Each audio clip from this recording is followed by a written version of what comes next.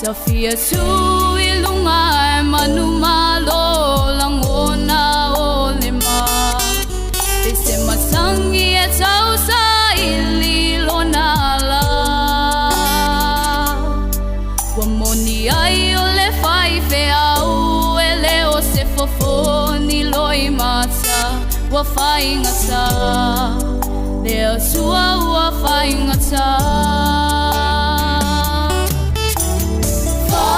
Sai lea sua ele moso bealela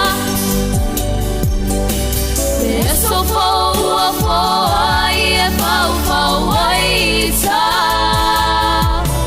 O se su ilunga o se so ele ila ini vai ngata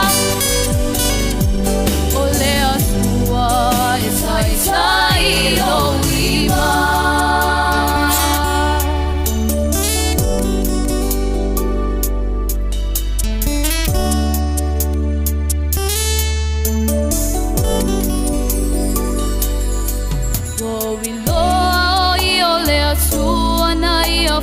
Fua ina mea uma Ia au au ina ia ui o utinga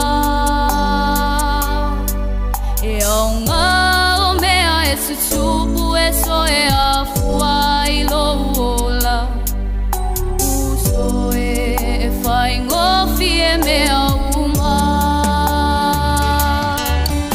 Ua nau se a whai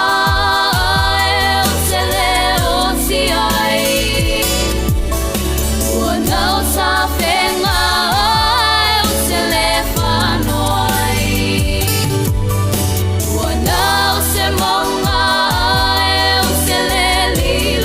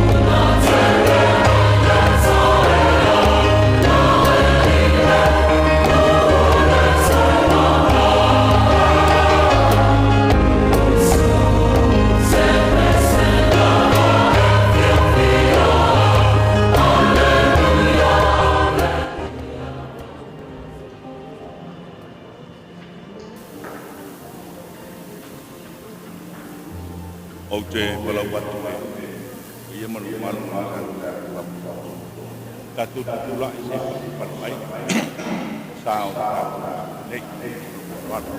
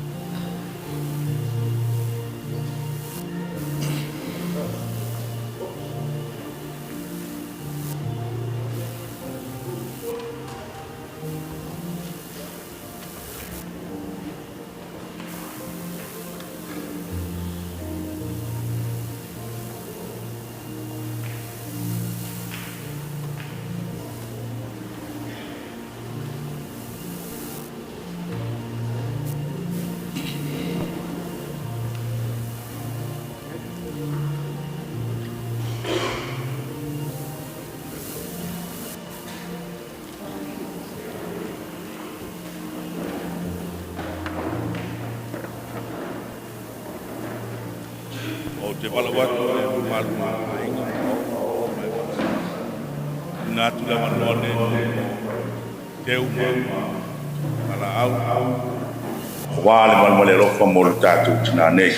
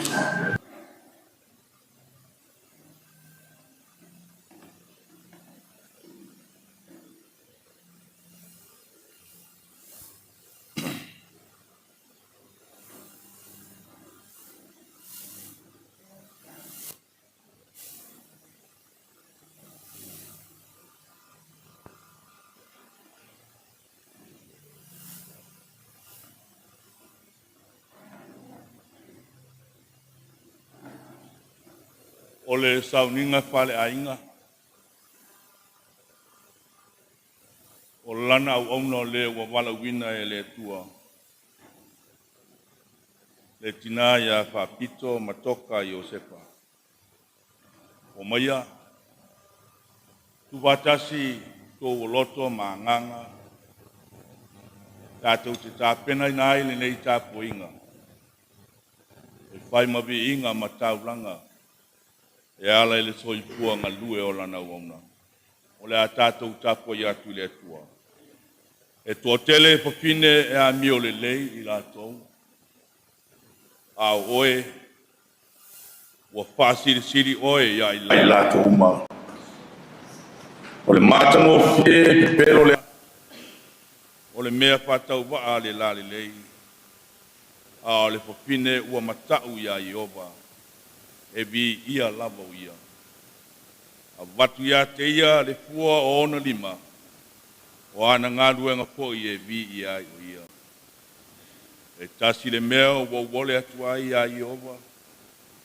O le mea lava leo te sa ili atua i. Ia o nofo le fale o i ova ia so uma o lo wala. Ina ia o iloa atua i le matango pio i ova. Ma o sa ili lono manu manu. Amen. Oh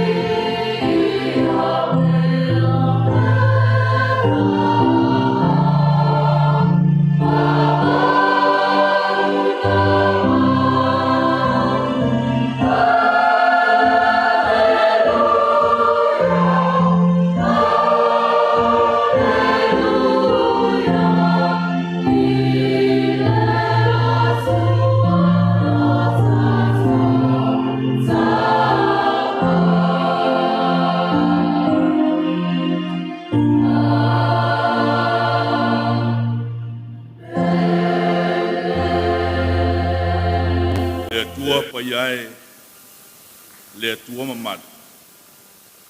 E whai pua le nei tāpua inga ma le nei taulanga pe a whai nao i mātou lau whanau. Mana onga o lou nuu o lowe kale sia ma ainga mai mātou ma. Li lingi mai a le nganga o wha maa whanwhananga, le nganga o wha mai senga le li e, mātou te loto te tele ai, ina i whaia le nei sauninga pale ainga, i le vi inga, ma le fia i atu ai, i lo suafa ki wiso wa to talo atu ai. Amen. Le atatu vi atu le atua i vi inga ua saunia e lau pepese.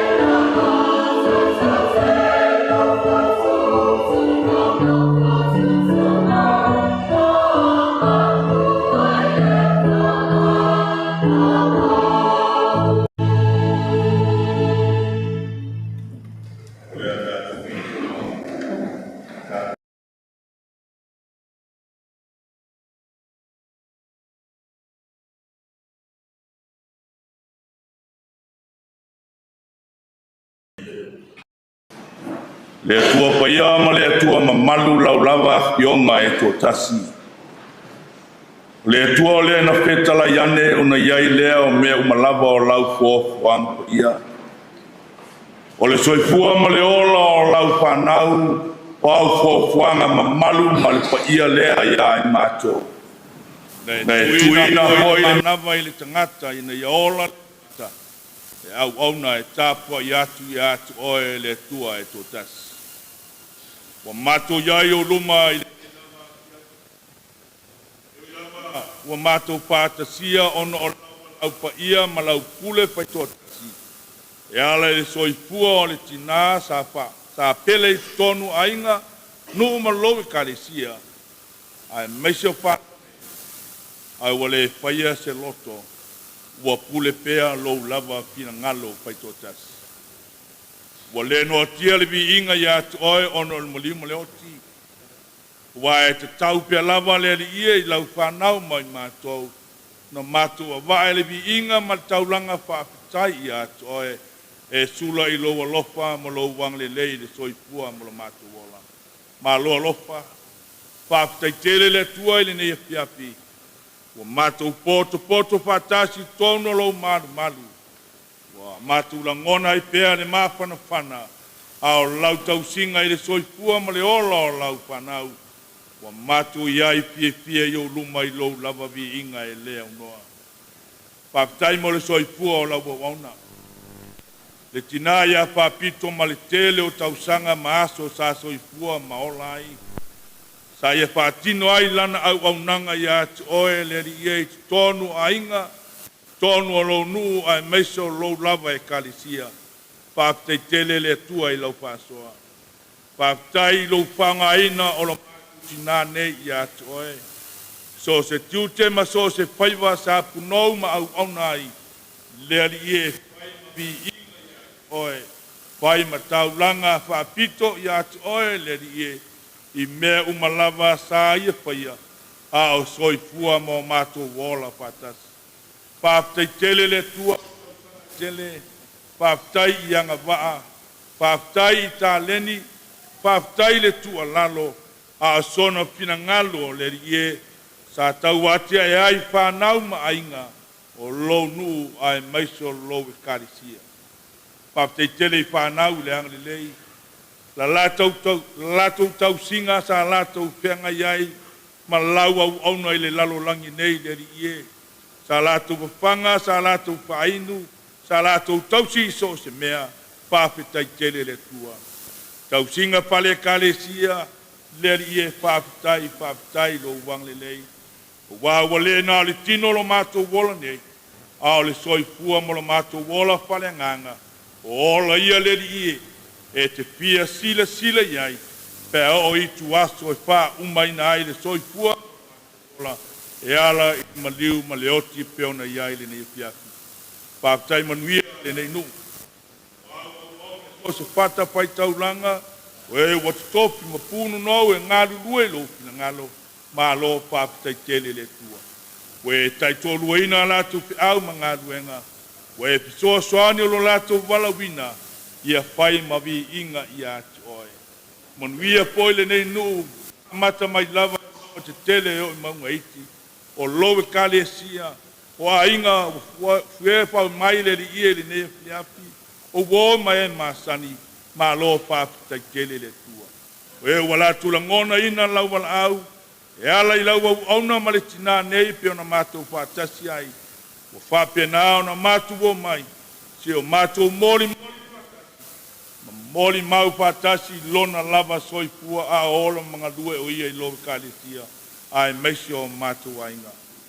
Whaafitai tele manuia lo watunu o Samoa, tai ma ie mātou e o i whanau, soifua manuia fua i lo lava e kalesia. Mātou talo le lie, whaafitai ngā ruenga le nganga pa ia, lau whamalo si au mo i mātou, lau whama pananga i tuaso e le mautonu ai, Whaafitai e te le tu la fua i mātou. Ma lo whaafitai e taulanga e tasi e a. Paola, tōngi ola ina ai mātou le tangata le anga i ato ai. Whamangalo na mātou i whonga i le ne piapi. Wa mātou se. Wani o mātou whale tonu wa e silapia. Whamangalo mātou. Whamangalo lau au ona. Ia Faapito. Tausanga maso sa soifua ma au aunai, au wa ainga, au wa lo nu. O lau bona. O whaiba foi e le ato toa whaiba sa penga iai, o mātu talo le tua, ia e whamangalo.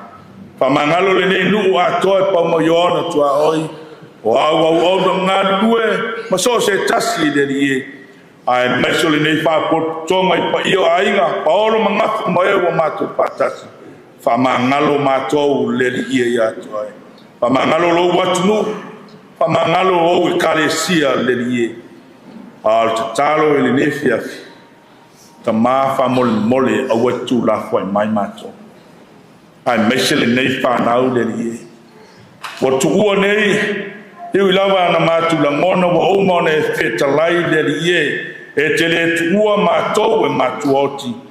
Ai lava la ngona pele o me nei o matua ma mafutanga whanau ma matua sa pele ia i lato whamanuia i whanau nei o i lato o tu ua le ni e a wai fo inisi o tangi mai ala o le whatasi le ne piapi ia iai lau wanga le lei lau whamafang whananga ma lau alofa mo i lato matou walau le li e ngā ruenga sa whaia i lau au auna a o matou soifua maola pataki whai mā onga mo i matou ta talo fo i le li e ia o ngā le amatanga o toe sauninga Faapito i le nei lava nei piapi i whanau tai tō lua mā lato whanau e whamanatu ai ngā ruenga sa whaia i lo latu tina tu tono lo nua e meiso lo lava e kalesia awai ne ngalo ia i lato o e leli e ma le whasino ala wa uma ona whasino inai e lo lato mātua e pei ona iai le ni piafi whamanuia ia inga paolo mangafa uoma e māsani o e wa mātou whatasi ia e whamanuia mo e mātou le ni piafi ia wa mātou titalo le ni e au atu la fo ina lau whanau le nei tāpo inga staimo le amatou whalongo longo i mori mau wha mole mole la unga le nā i lo mātou wala a walawa ni tau titala na o mātou lau nutu a ia alu whatasi mo mātou loto masa ili po feo iai lo pina ngano ina ia ola ai masaba wali ai whanau ma inga ma le kalesia i ala ua e whasino mo i mātou o lau whanau ia wa mātou titalo le rie whamanuia lo watunu o Samoa alo atu Samoa ma on taninga malo ile nei masina ia whama malu o ao ma e whamanuia i lo watunu whama mao ni malamani whaingata ia i umanuia le whamoe moe o tai tai o le lalo langi o la tau au fia i tongo o Samoa mātou wala au le rie tato mafuta ma oe le ne fiafi o ai o fia maua lo wang le lei ma lau so swani apa atu ao lawe a imi whaola mo i lato a mātou whaitau lau fionga o a mai fora ino lau fina ngalo whaatonu mai mātou i lau suafa ke wiso o mātou wole matatalo atu ai lo mātou tamai o i langi ia pa ia lau suafa ia o mai lo malo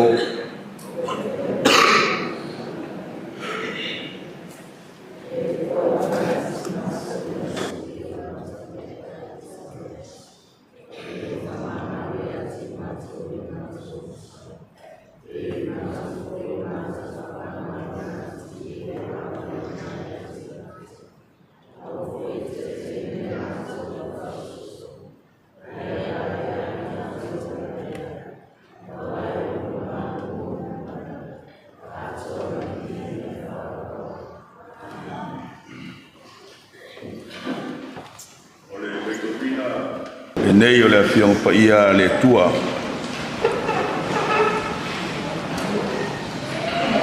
la mo mai lea i le salamo e masani ai le au whafonga ma le tātou whalongo mai whangai tuai o le li o lo leo ma moi o ia e le aise mea o te matiba ai na te ave au le mea o iai le wau mua o te taoto ai na te taitai a tau i tafutapo vai tafe le mu na te whaposia mai lo nganga na taitai a tau i alo le ame o tonu o loronu suafa e ui lama ino o savali le vanu o le ata o le oti o te le fefe lava i se meleanga a wā o oe tatu whatasi mau o laula au ma lo to e wha mawhana whana ina iau e te laulau mai mea i le lau ai ma au i luma o eita mai a te au o e wha uino lo ulu le sua u o tau ma sua lau ipu e moni mai a te au le anglelei ma le lofa i aso uma o lo wola o te nofo fo i le whale o Iova i aso e te lava mai le whenga in fou la mole tusi o konito lua konito lom tau po lima tasi o le fa fonga le au faitomina wa mato loa a fai le petia lo mato fale a pitanga fale lalo langi Ua ia te mātou le whale mai le atua. O le whale le whaia I lima e whawawau I le langi. A wāwhoi o mātou whioi le nei whale. O lo nau tele I le fia whaofuina I lo mātou whale mai le langi. A whai fwoi e whaofuina I mātou. E le maua I mātou e le lablava. A wāo I mātou o le nei whale apitanga.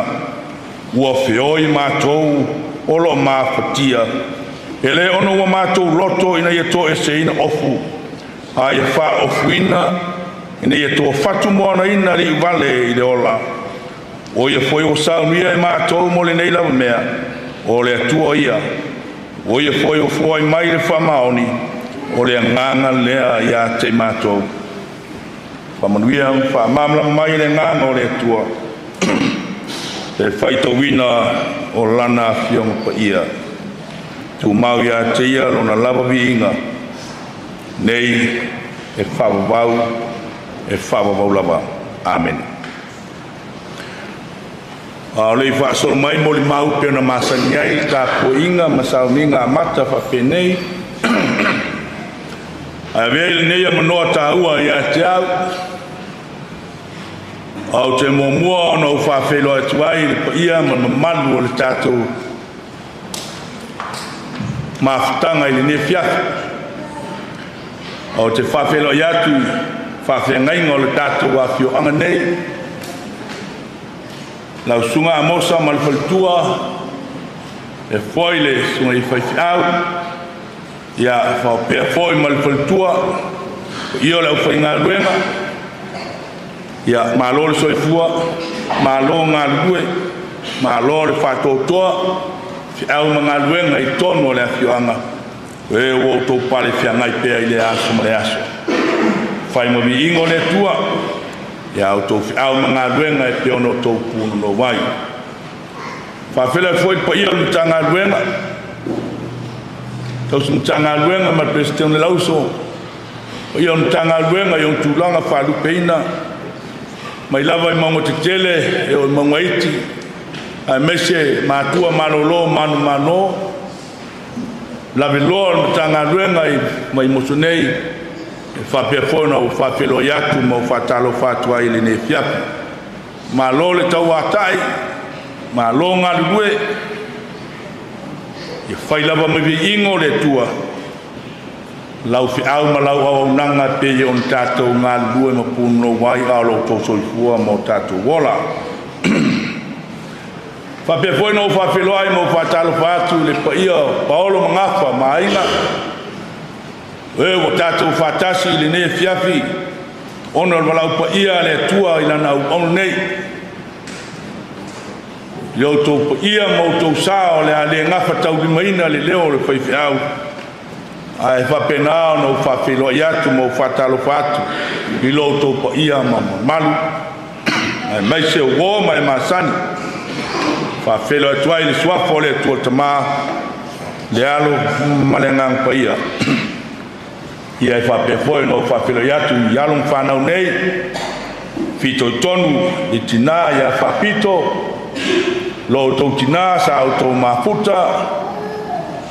Tele o tau sanga mawai no mawai atu lo tau tua lo tau tamā. Ia ai whawau lau tau mafutanga ma le sa pele o tau whamoi moe.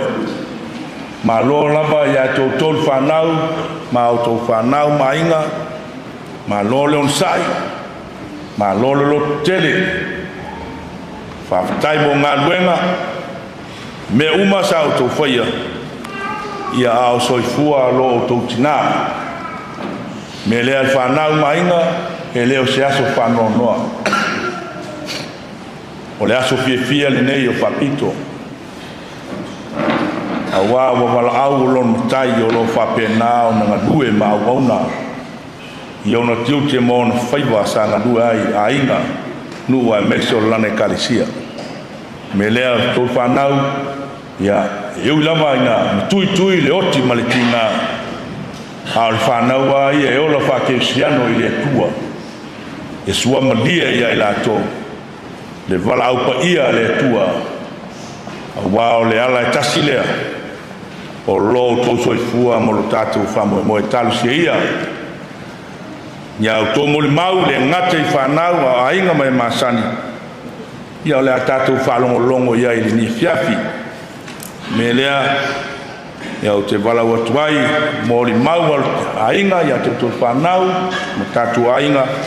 Ia, su mai a ma tala mai ao, whaapuu a tātou moli mau. Ai loa umano moli mau reisi mea, ia whai seisi me fōu. Ia ai whai le moli mau man whiwhia. Le lea whanau, ia saoni rau tō moli mau. A usu pese lea, alala pei lalo. A usu pese lea, ia o tō whanau mainga, ia mai wau tai au le telling moli mau tai au. Lotu whamau tai au. Le telling moli mau. A usu pese lea, saoni mai o tō moli mau. O mati munga.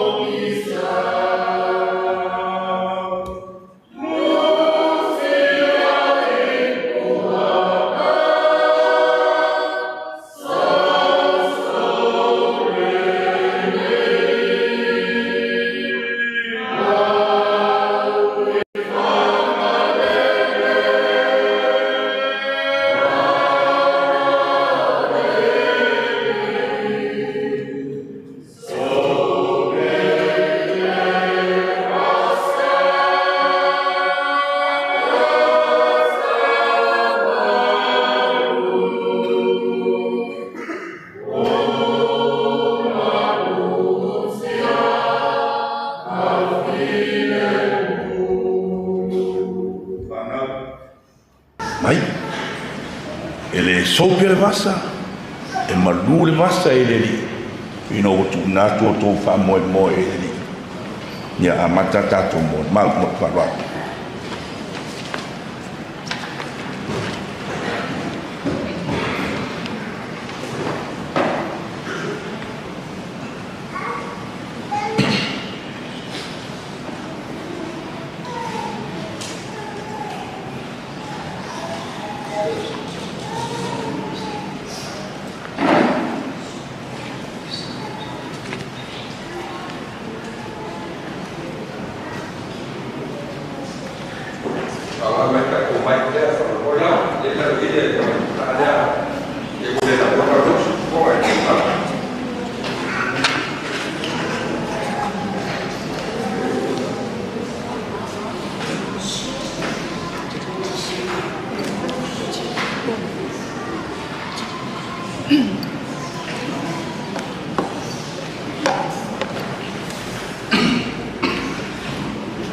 Ia.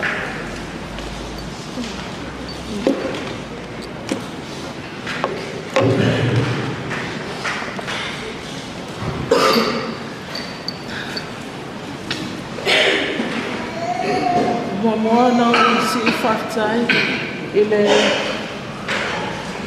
moana whaktai le taitai o le sauninga nei a fiaf. Ai wa whaisinga nervous. Ai se kau whasiksik ia. Ia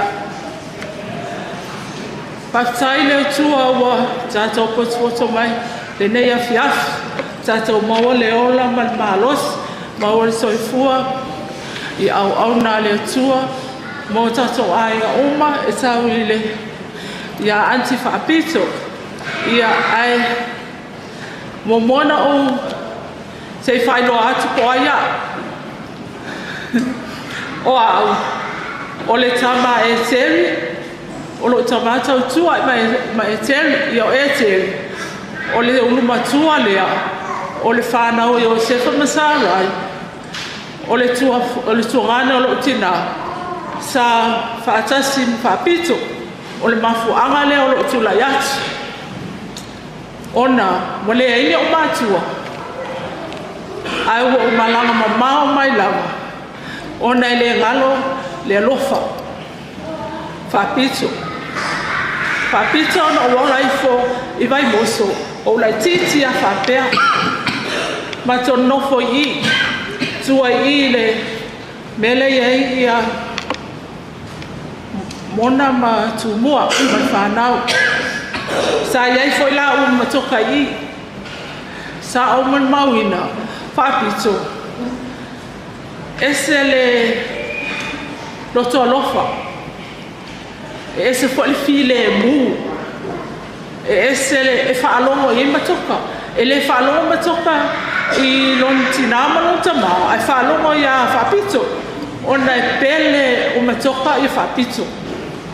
O Faapito. E ese whawhile mu I mea e whai e lo mātou anko. E le fia iai. E manao awar pisa. E usita e Faapito ia le matoka. O la omon mauna I Faapito. Ia antipito wa o tukoli na antipito. No mai masi o tolua le ia Iuni. I nei. So se taimi ala mate o mai I nei. Po ame mo te o mai samu. E le misi no o walu e asipito I ngauta. Le saungala ia Iuni mai masi o tolua ia Iuni le nte nei. Te alatu. E se ala mai a pito wa pei le fia. Wa le tautala mai foi. Ai whai atua o tala bali e ai ata ngala ata. Ai wa le tautala. Na mao a le malo tolua I o mato e foi. O fea tua e fa. E se a le na wa ai atua. Pei o le mafu angala na wo o toe mato e o mai ia. O lo ufia whai a se mon mau. Ona wale ini o mātua e whai atu se mon mau o antipito. A leo whai a masui. O wauta ilo iai I o antes mo angkos. Pe whai nila to mon mau ai le alofa ma mea le lei na whai pito tono le ainga nei vai mosu. A wauta ilo. No fua mama toka. E lehe tai toi alu nge yafu. No foia I nei ona o le alofa I lana whanau. Ono alofa fo I whanau. Ona oa usawa leman mato nofo ma ito ma matoka I ngauta. O lesi fo la lea o utinga. Lesi leo mam. Ona e anga le lea te au e fofanga. O kasi to atelo to mai nei yafu. E no nofo I ngauta. Ma o lea o. O ele lava le tupe le lava mea ai ese le alofa. Le mea na o manui ai lan whana. Ona le e alofa fo ia tea. Le mea na o sa mai mamaho ai. E tūturi mai le aso Faapito. ona le ngalo le alofa e file mula losa e file mula na leo le mafana e fai o mai matoko fe a ai fa pepele sia na wole o nena o vavi fo ina mai fa piso wa bisia sia na hani o te loa le ana wa lewa na bato mafuta Faapito eselanga leia lofa yon matua e no foi I ai tausion matua e ne yafu ia o tol fana o le mea lena o tō manui ai o ngalu e ngale tō tina awa e whai tō matua a e ala mai a o tō ne I whaapea o tō te pupoto ma maua tō ngalu e ngā ona o tō e le ai o le awa onga fo le nā le ne yaso o tō whanau ia sa watala Faapito tō anga tausi matua fa aleva ai le aso I le olanga nei e maua fo il manuia mai le tua ia o te misala na le pauna wa o te le ta ua tuani se o Faapito o le mele na le tua e le se mea ai na o mea o le tau te wa ai la lo langi nei le whanga tala asu ia o le pauna na la u mo le mau ai whaftai I le anga lei o le atua le fia tau sama no so fua mai ia naso nei tatu fia ai wai tatu fia o ti o malama e le se so tatu o e ola e o whaava ia tatu o mauti noa o le o langa nei e le iloa lama tangata no na ia taini a wala tatu o whaano no ai o le aso nei o le aso fia ia na saunia le atua mo le celebratinga o le o langa o pito I le o langa nei ia pauna o la mo le mau le se mo le mau tele ma lo whaalo ala lava ia I le suafo Yesu Keriso amen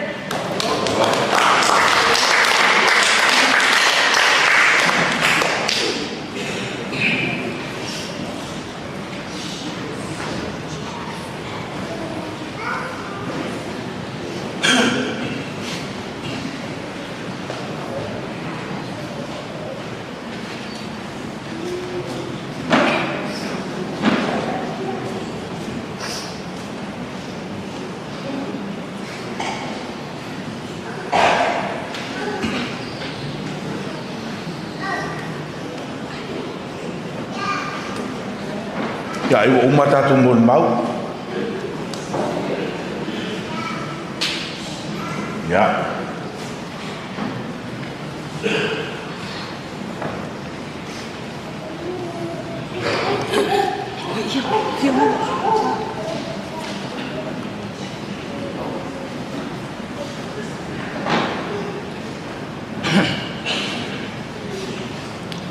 Sungare, pecai, ion, dengan luemba, ada Yesus, baru mengaf, wah, akhir nasihat, orang itu, dia Faapito, ya, tu lihat tu, saya masuk lagi yang Faapito, film mau, oh ni, orang tamau, orang tu sini Faapito. Oleh whanau sa tere kuinga ngā sa tere me kuri ia o te mara o tu whine Faapito ia whailok tala ia o tina Faapito sa whai mau tina sa onga aisai ka pauta ia sa uroa maaro roa kuru sa vai e tu o whanau Olo ko fingi tina Faapito. Era su olo ko malo ko fingi tina Faapito. Mana? Ya, era kasa mana. Olo tama, olo to fingi tina Faapito. Awa, pea ya, olo tina Faapito. Ta fai mo tina. Mai o matua I sai pau. Ta ora tu se vai o fa na ba na foi. Ya, orang fai man tama. Orang no foi ma amosa. Ya, na wol ma ya wa fai ma. tama mosa ma le sala ia solo Faapito wa onga awo mo tu wa onga ta onga fal mai na pa tipo mai ia kalau mai ia wa so ya Matoka wa no Matoka ia wa na sau ave savai di aku me wa que no foi Matoka wa sau ave savai ia ave lo ia no fora ia asa upua no maro se lo fa ia que solo mai ai savai va ia Faapito solo mai ai savai i no foi Matoka ia pa lo tala ia va tu lo fa no foi lei ko fa ai poi fa no foi lei ai savai ia ai tu sala o tinara Faapito yo la no matua o le tamfai o le tu fino lo tama e sa bola ia e fa o le Faapito yo lo so ke ia le sa ma to rua na aso o le matua ia solo ai pena fa so so ndeu wa ia te to wa yo so ya Matoka yo so vai sa vai abatu sa vai a te to vole va o so ne to solo mai sa vai sa wa ya Matoka ya na ora ni ko mari fala ya o matua falo no ya le wa no flawo ya wa foi la fa nau yo se foi ya tu ya se ya mato ai pero tana ai lo ma o Faapito ya o tina o sa foi ya mata o na o motua lo tina wa tu fino lo tamalo tina ya le o Faapito ya no ma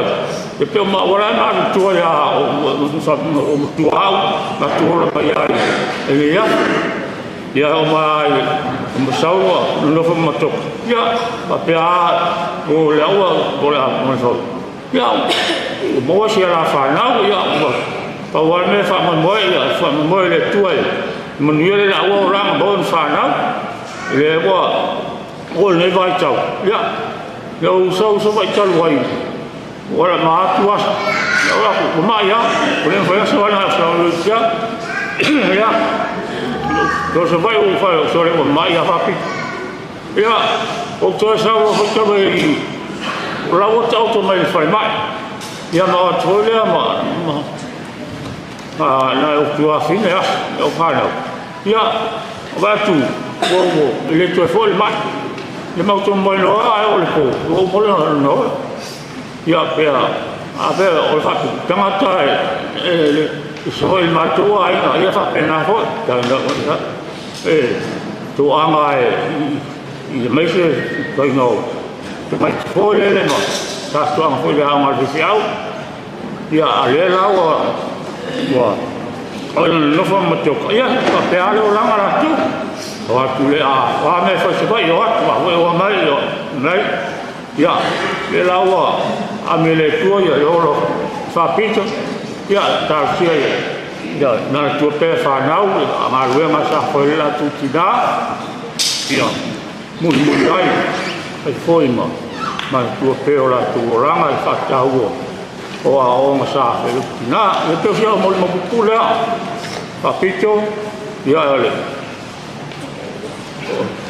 tanga tai ta mo i sa ina tai mara sai ina sa pe fa kalau orang nak Matoka apa, so apa sebab itu semua ya umat tu mahir lah, nak ya le o me o la fana, le mo faktor mun dia o la fana, la mo tesi la fana sebab matu aja, ya mo pula, la fol pa yo la fiel, ya fatai, no.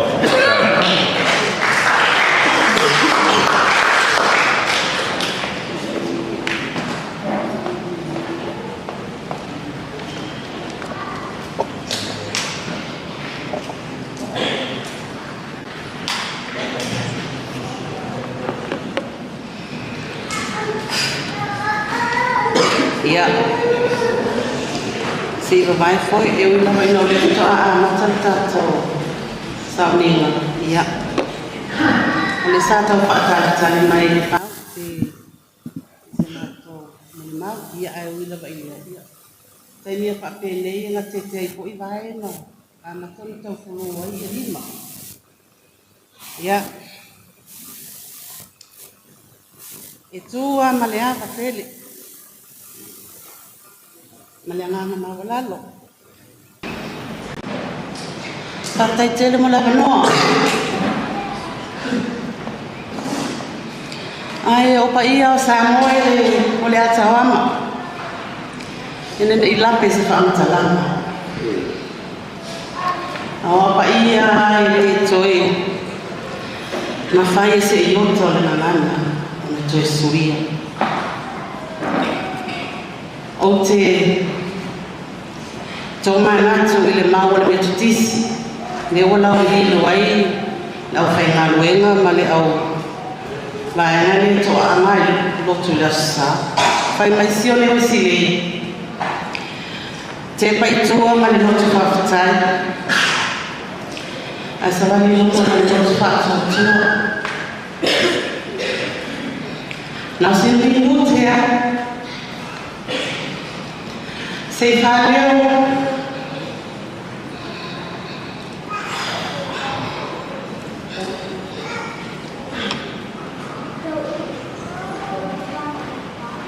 se la mona fa fitaya ni bafta ma le uso o bala ina tato matai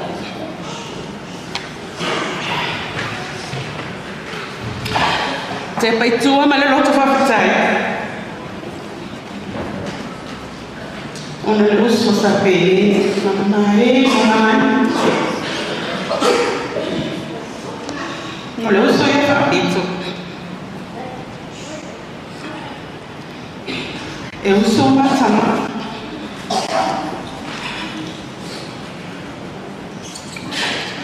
Eu não mau ele mori mamua.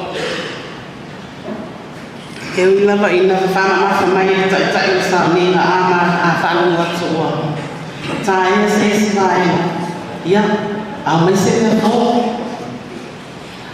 Ai ana, te pau le ni ni tu vaso Faapito. Tu no fama faz sta no. Faapito. O sta te desafio. Desafio no vino.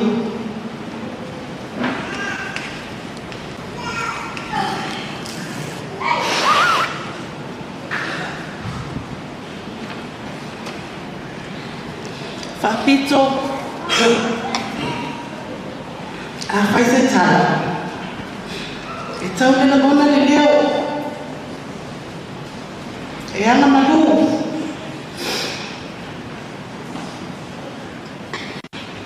Olha para a maluso. Você vai ficar na fama.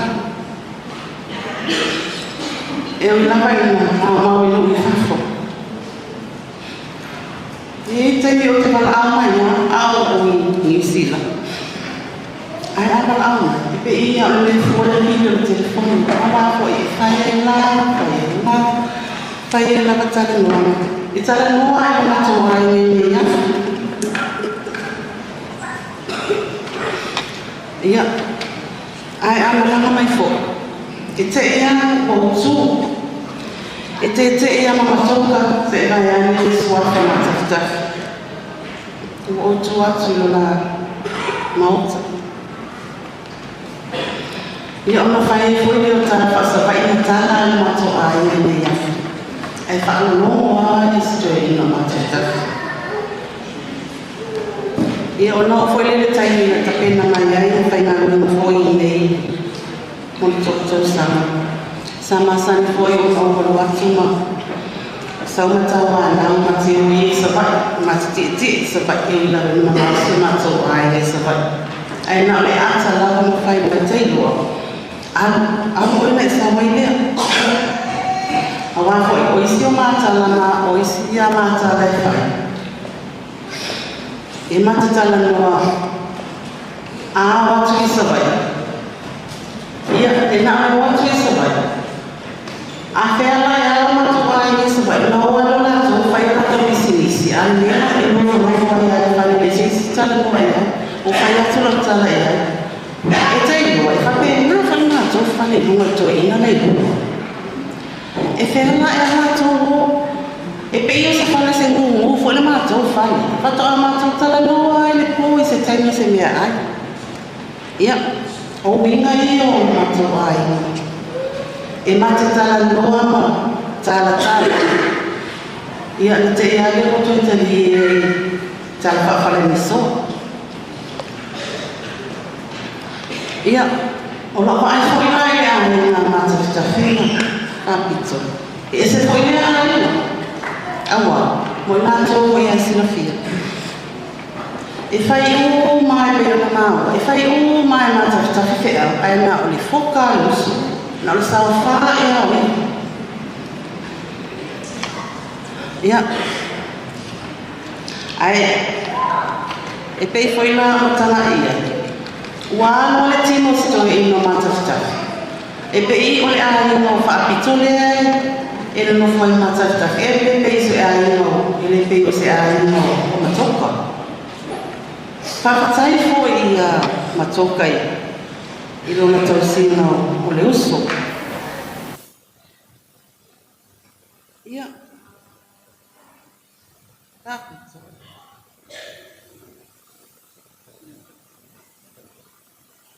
Faapito mo makutanga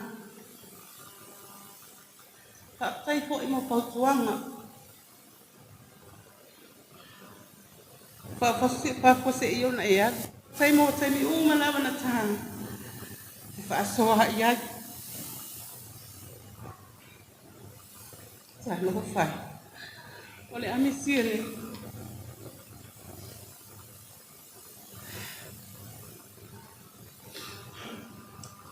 Olo mo li mai lo faanga tuangane mai no mamau ia manu ia tele lau malanga le uso ma uso no kona to mau le lai o ma to lo faanga na mo oi ia fa ma fana foi le tua ile fa na pele o muta ma tang na lo tausi ma lo tausi lo tautina ka tai foi le sunga le taita sauninga ka tai mo pa fo ma ia manu tele na lava ia toi tu la toi lo uso ia manu tele ta to via so fu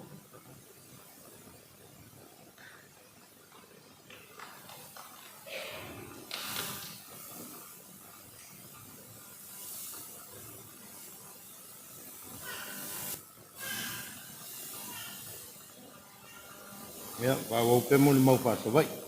Kalau o dio lima ingi, lenga makang ator mai pangau. Ya, tula ia mal palalo. Angin sampai ngau ngefiat natu. Ini papai cerita palalo, dah no koi lo piong ai le sea. Kayo, dah no koi man mau ini ngefiat. Ni maku o mai a. Kapui ya, kapokupo waka ko wango koi.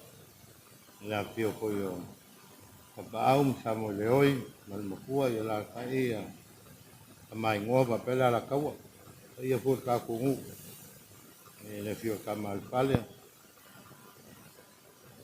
o soli ko ma o ngam leo mo ruainga ko malai man ngof kama ya simon mau pupu fa on mon mau la sama le ko finga ya kale ngau mai ak e kele kala kia fai e wingai ia so ia la makanga lo ngali ka kafima ba piko wan mako ai ngale le record foi le ko amawa ke nge fo mai o papas I fa ngau ia ku pulanga e mako ai bang mako le ngalo ve ai fa piko e fio aku sia ka la mai nge ave fa ke nge fo mai e ala ngol kai min nga ka wa ku e ka mai ki vai mos se uma fa ko se kala va penga pe am ka fi des kanga ngamu buai le mo walang king ko mai ma fu anga le ya masisio ka mai ka yon mako ai nga ai fa fu mai I fo ko amo ku pulanga so ngai ya le pule so ki fa ma fai se ki mo wa se mana tu ne fia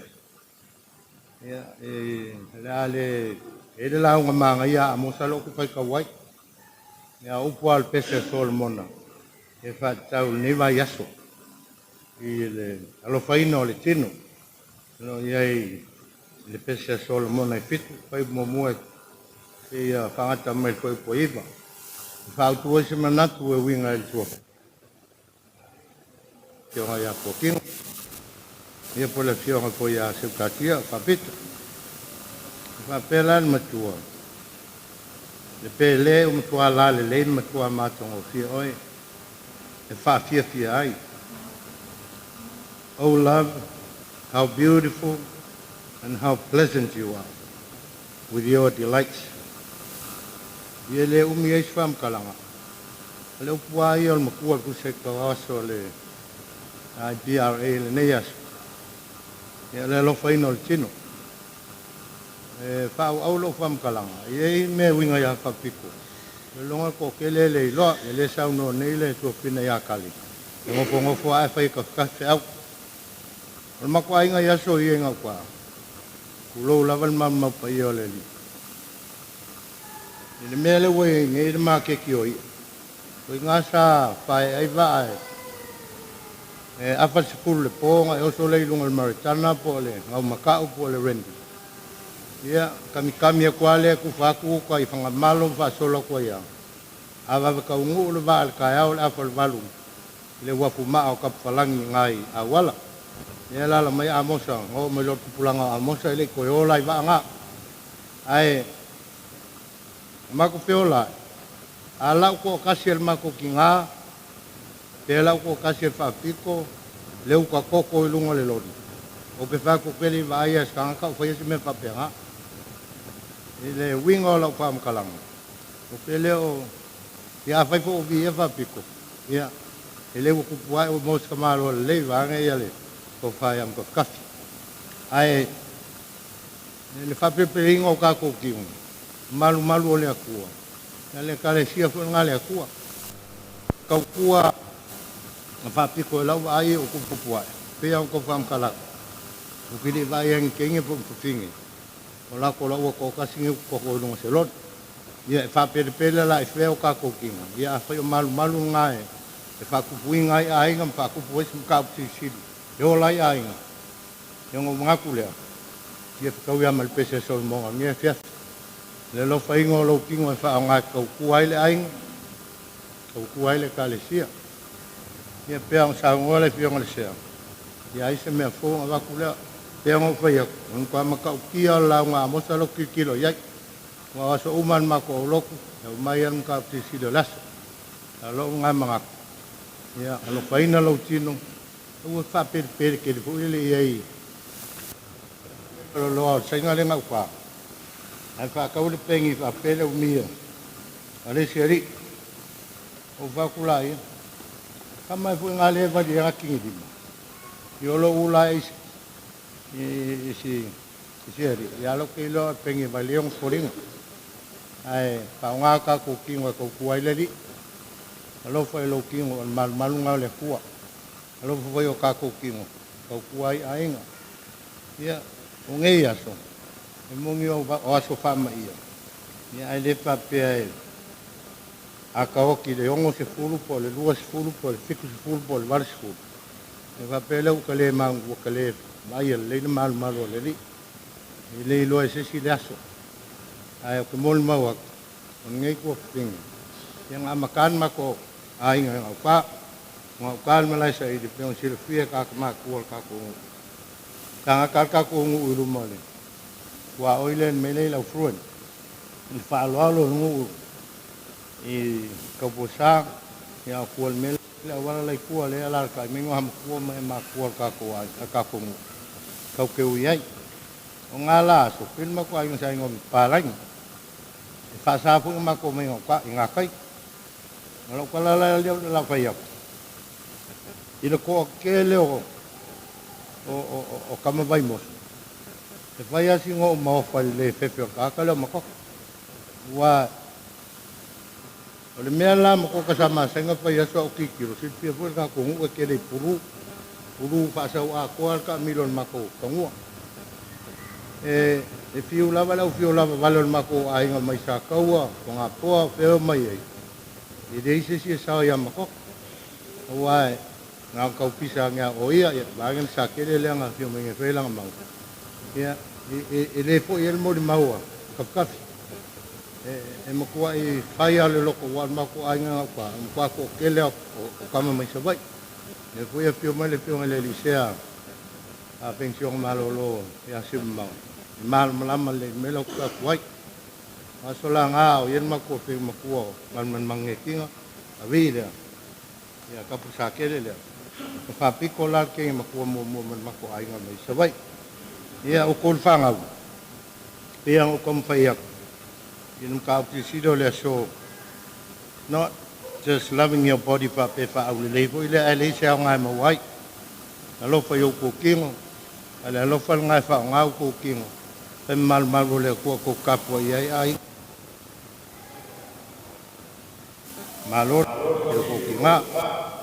Kuang ya sao ya ko pinga le lo e ke ya mun ma mu hak ne ko ngaru le lo ko ma ngi ai pa wo ngaru nga ko ma ko me se la lo fa ka si le ka le si mai an si ngai so ko ya ni pe am filia ma la ko ka ko ngu ya as me fiang e yo ole la fiong ya ko kingo ko se ka kia me la fo sanga fam kalango la vale esa ka ka fa le longa leo au ke mol ma wa ko fa ing sa ka wo e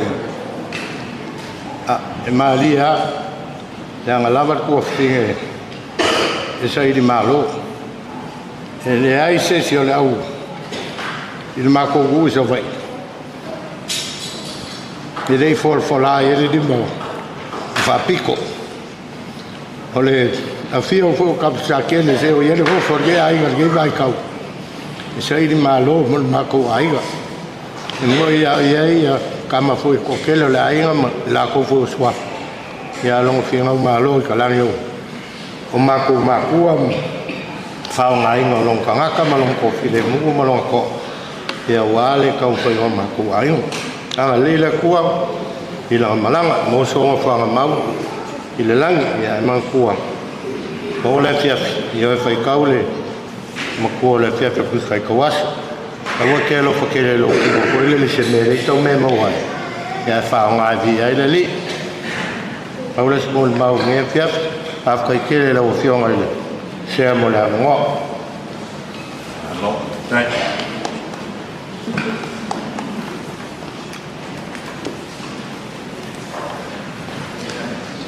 Mai o tō whanau o mō le anoa, mō le yasu. Ia, moi whakaro whai de kai sa nginga, o moko anko whai a iai.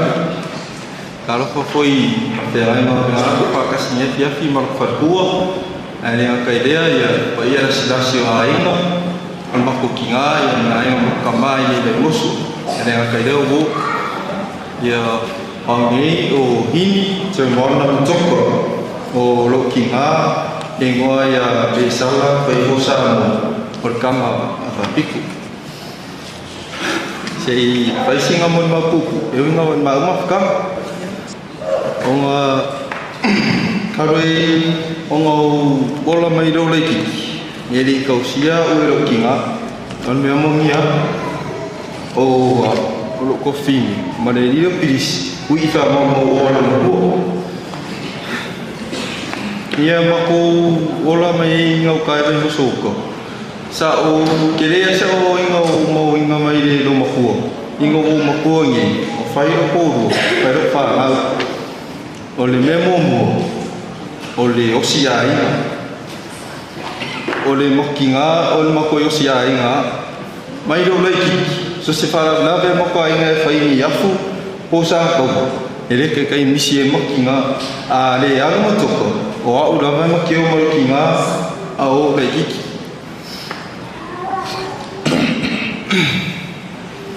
E ka ngoa me ao i e kero kaimi o ngā inga nea kai ni afu i a whapea wisa kaua. E afo, paweara maki ngā fai malu I kau I lo ola I me kau ma fai I le mea la leo e si ainga o le mea longa rua o le tau kua me sia le avero whamumua I au ma le kua o ngā kerepe te rako umul mau inga na inga kinga sawa mai ere so sa e kau le aso konga le misi kau singa a mokse kuwa man moko ai I whawhea ngai ngai ia pio ida sa o vai me zeo I sa vai I le ese wele la ko passion e ngau e au mai le kuwa le a sa o whaapiko ma le moto rea me la pai whai ko kongi vai mosu so se so sa I le kei ai whi au I se sakwa e ai ari whi au I le u ka penga mingo I kāna ko whata e whanga ka e whila I a mako māku o ngore au o pa penga o ngā la ia whai a mui mā ko whanga me le wharo longo ia grandchildren are lumaku. Ya, yang ngaya le pun mau le ni aso le padio se kakinga. Ya pengang ko lo. Kau angka ko osia yang ada ngakai dia le kau singo o le langa longo. Ya, fa solo lomo ko tau bunno. Ile mama fkama au mako mo foi ngauka. Karo I ia oikia ngau whai pui puaku I le office pun mariiwa ko whai whaanga ko whaanga o ngau pama I le skini ngau whaanga o loa karima kua o pe ke leo ka imi maka ngau maloma kua e whamelanga ke leo ka imi mari e oro I maka home whiwhi e pia ngau oro ku maa ngau inga e li mauro whaanga o I whaanga Kero kaini spoil la fai ngau māku ko o ia māku ma le sa ko whae māku mea sa kero kaini ia o leiki au a o mako o mea sa o le upu whawhai ngau fie pe o au se black sheep para ai o ngā kero kaini o ka meiki piko I whanong kāre ai ngare anga le kuma rosi mera ko anga ro ki nga fasima wa I pa pe ngi ai romo ke mau ia mo o singa ruenga e kau sie yo I ia ko ka siara me no o mo aku ia sau ka alo I le kala ko se mo ko pe le vai mosu le o mo mau le aku ia kuilang ia ele le ro ko pi ai peka ngau fitfiria lava e faku ko ngai la kopi ai fai mo molo ko singa ro kinga le la ki fa kai le ko wai ro ko singa I sio ma ko kinga au soi fu pe ya Faapito afkai la mo me le ele ngal ko ro Amisia o mafka ele dale ko inga ka fu ya ku se pa ngau kula ba de ngau ka fa asa yo inga ya yo ma eda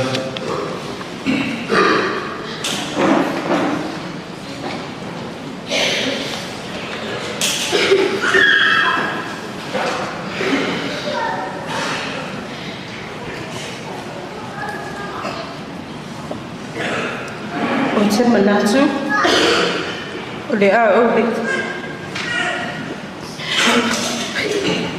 ole tsa utpa ke o tsa se o tsa fidi le na a isa ma fega ole de ya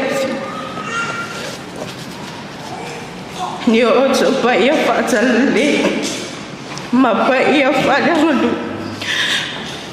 ole ale o ya se fam tsala awa o pa ia lava mai le vavau se ia pa ia puletu e tau ilo ai malo manu o malo whaatalofa I le susunga le whawhenga. Whaatalofa tai sonina. Tai nane le pa ia le pale yo. Ainga ngalua. Whapea hua mai masa. O te whatilo atu foi. Ina ne isala singa ngalo. O na awe lio ma ulapi. Mo o tau ele o siro fie ina lo ni tangata. Ia o au. O le sana matoka. O le awhawhine lona tolu a mosa pilisi. O le tamalu matua lo tau tuwhi. Ia o au le to a whae. Ia ni matawai. Le sawhama mo utu pelu matua. Ia e fia whae lase man mapupu. E ala I le mahamawhtanga malelu matua. Ia o te tatoni. I mol mau o sola. Sa tau whaalongolongo I winga anga malu. Matau sa awhio se matau tina. Ia ale ne I tūla. O le a o monu mahu. I winga whaalilo o le lumatua.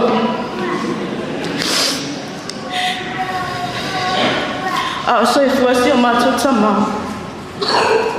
So se asitoa na I lava. E sau lava lumatua I mea le ausu. E tia I matua whale matua ina. Lansala o tiala mea le ausu. Tiala mea le ausu. Whamongua le ausu. A whai whai whalawelawe lato ainga sawa. A loto na e hanua e le taitai fia anua toi ina. Ia. Ina ua maliu le matua tama. Sawa ai ua sui o ia. Ua nofo lawa I luman whale. Whasanga sanga I luman whanuoti. Whapea o mawhawha. Wahalaro whiti. Lau sola to ina ala me toi mata whanuoti. O isi winga whale ilo matua. Ese malis o se lia o ia o se tina. Ese malis awa. A o te me e mumulu e matia lo matua. O ile ai. Ale fasi tai fuspa o awat ko kai kale langa ali pe poso kai mo ka o nga se tu no le ma le tu ele sai la ya o se salu matua e o la va se o se I matua o se tu meti ti o la vale sa pa I le matua ai a ma o la matua ia e costo ka le via ci costo mai lima I te ini lima Ia mama, o le ana o inolo I India revival. O ia foi o se tina whai tamo Faapito. A tonu o lo o folo lava I lunga I noa o Faapito. Mai lava I lo lai titi. Peo o lava I temi o whailo ai. E mongo mai lava tupe ia mato. Peo o whai temi whai san me tausa. E ngengu mai lava I le mea ai lunga lau ai maoi. Pe o na winga whaalilo lilo I whainga tai o na ngalo ia.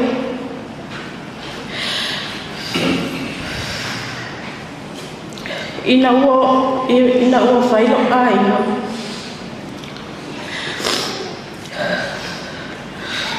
So se taimi lava matsala no ai malantu. Lea ua solo. O la fisini mua ia o fiase o samalo. O whai vai aso muri. Se maso vai aso muri vai moso. Sa maso mu vai ila alo solo. Matano e tudo se mai o fiase ai samalo. Ia mama, ela tsala no samalo. Uma loa ia fale ali lo.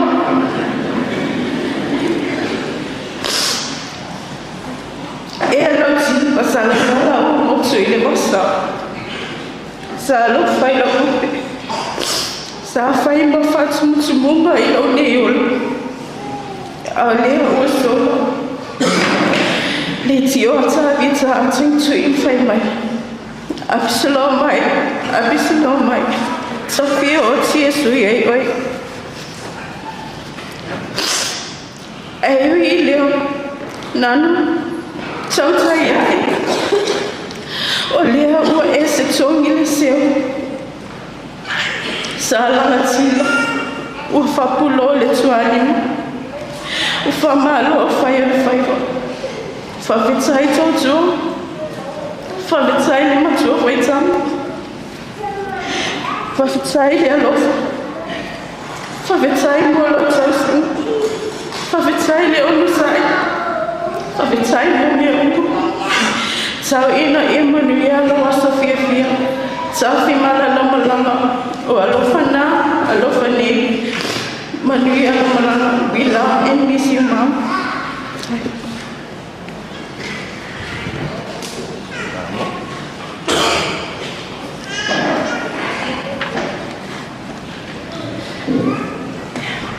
E mua mono whawhitai atu le sunga taitai mo le nea wanoa a rio e whai e sina moli mau i tina. O lo ingoa Faapito Matoka Iosefa o au le wi mai awa Faapito Matoka Iosefa. I am only one of Faapito's many grandchildren. My grandma has great faith. She was strong and independent. Her great faith, in my opinion, is shown in her preparations every Holy Communion, long famankunga. Her faith shown in her gifts and contributions to this church and to the servant of the Lord. Evening devotions were her thing. Not a day did she ever forget. She would gather everyone she could find and sang her songs, because to her it didn't matter even if it was 5 in the evening. She wanted the children to respect the prayers and keep quiet. Why?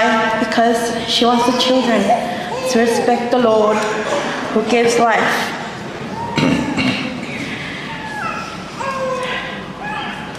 I remembered before every Sunday of her Holy Communion, a star before the Sundays of her Whamankunga.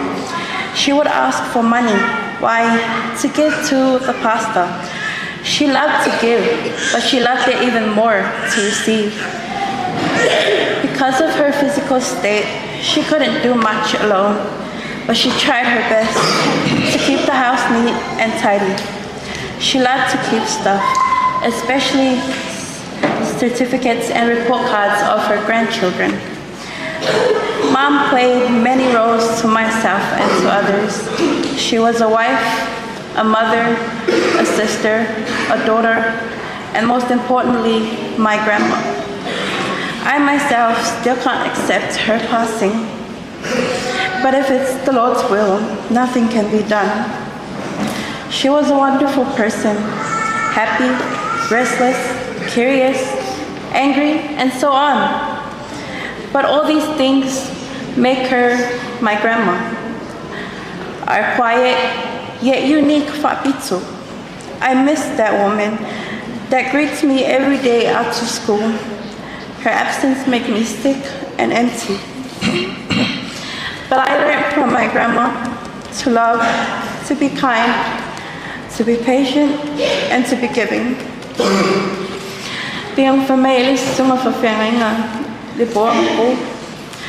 Our family holds many blessings because of this broken jar. Mama, ia mangelo malanga. Pama si kalam pengo fea kungias. Ai manguia ka kuainga ongo we. Sai la no. Ngalo tai. Sao mai mun maule me America pe averi. Sao mai mun maule ta umana. Baron. Fatalo fatule tai sauninga fatalo foi le ofenga no pa ia le to pa te pizza po inga ne ya fa pe ia manu pa ia ainga matotina mai sava ia fa pe fo mato ainga nei vai moso ia le what's up ia grandchildren no matua and if sitting ia po ia wa pitola titile au no fo o ngal fa na fa pizzo wa le no fo mata ma le lo matua ngoia ala la ulani matoka so lo ma fa now ya o le matua ngol so ina matoka ya le lona lua le te inga i whaingoa lo tina ona o le alofa. E se whaanga tāwina ni lo matua ona i o mātua e tala bau atu ia matoka Faapito ina wa whailo a inga sulu atau sanga taluai ia na tia iana i o mātua e lo fia whaitoa luai au sa o te nofo ia lau langi nei vai moso man nofo ama sau sito ina malo matua whautua mai fwoi se o tina i winga maanga i tauna o whaia tono la inga o lo toa lua te loa mea fwoi le pele ia o lo matua e loa o mai le salama a vea ma au mai tai mai ama te nofo a o ngai I le taimi a toa la matou mafuta I malo matua Faapito stangata e ngamalu e le stangata e whaamisa e on tō whaafonga I mol mautua na I atu e le stangata e nofo mamui mui mai seisi ko la whaile le fia fia lo matua e le whaalino na fōlinga I tangata te longa la wata ape e na musumusu mai leo ni ana tala o se lo matua e se mare tau si a inga o si o si a inga e lo na inga sa vai whapea fwed a inga to e ina e se mare alofa young grandchildren e peina mori mau se tasi ona na whanau tau si e to a whare wha mau mau o e se le alofa e se fwere fe ini nei tamaiti tia e a matua whanau a lo matua o na mua tuto ina ia na umisi taimi o matua mafuta ma lo matua wautai le atua ona Faapito te le ni awa onga waia tuina mo wa foi ia mai o mafutanga ia o si a inga pe ala na tala fai so o matua mafuta e matua o si ulepa te matua o I tonga ma a te le atu matua tala fai mai so o fa belave ma matanga tala fai o ti moto te le va ai Ola na tala le fai mai ai mātou. Ina o maliu Faapito. Sa olo to tele la wano lo walo fasi o to alua.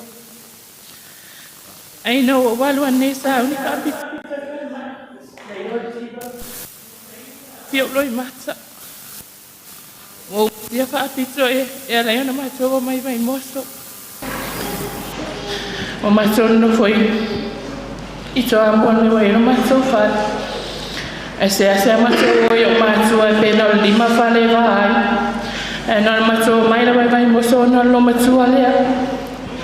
Le tala to ina no le amaliu. Tau tua na Faapito. Tau si lo matua. Ina sona ina o maliu Faapito. O mana tua ina matala to ina tau si Faapito. Le wai matou tau singa lo matua. Whautai le atua ona soifua nei tina fitu skulu watau sama matou mafuta ia vi ia le atua e se mon mopupuna ni a fiafi whautai moro wa wanoa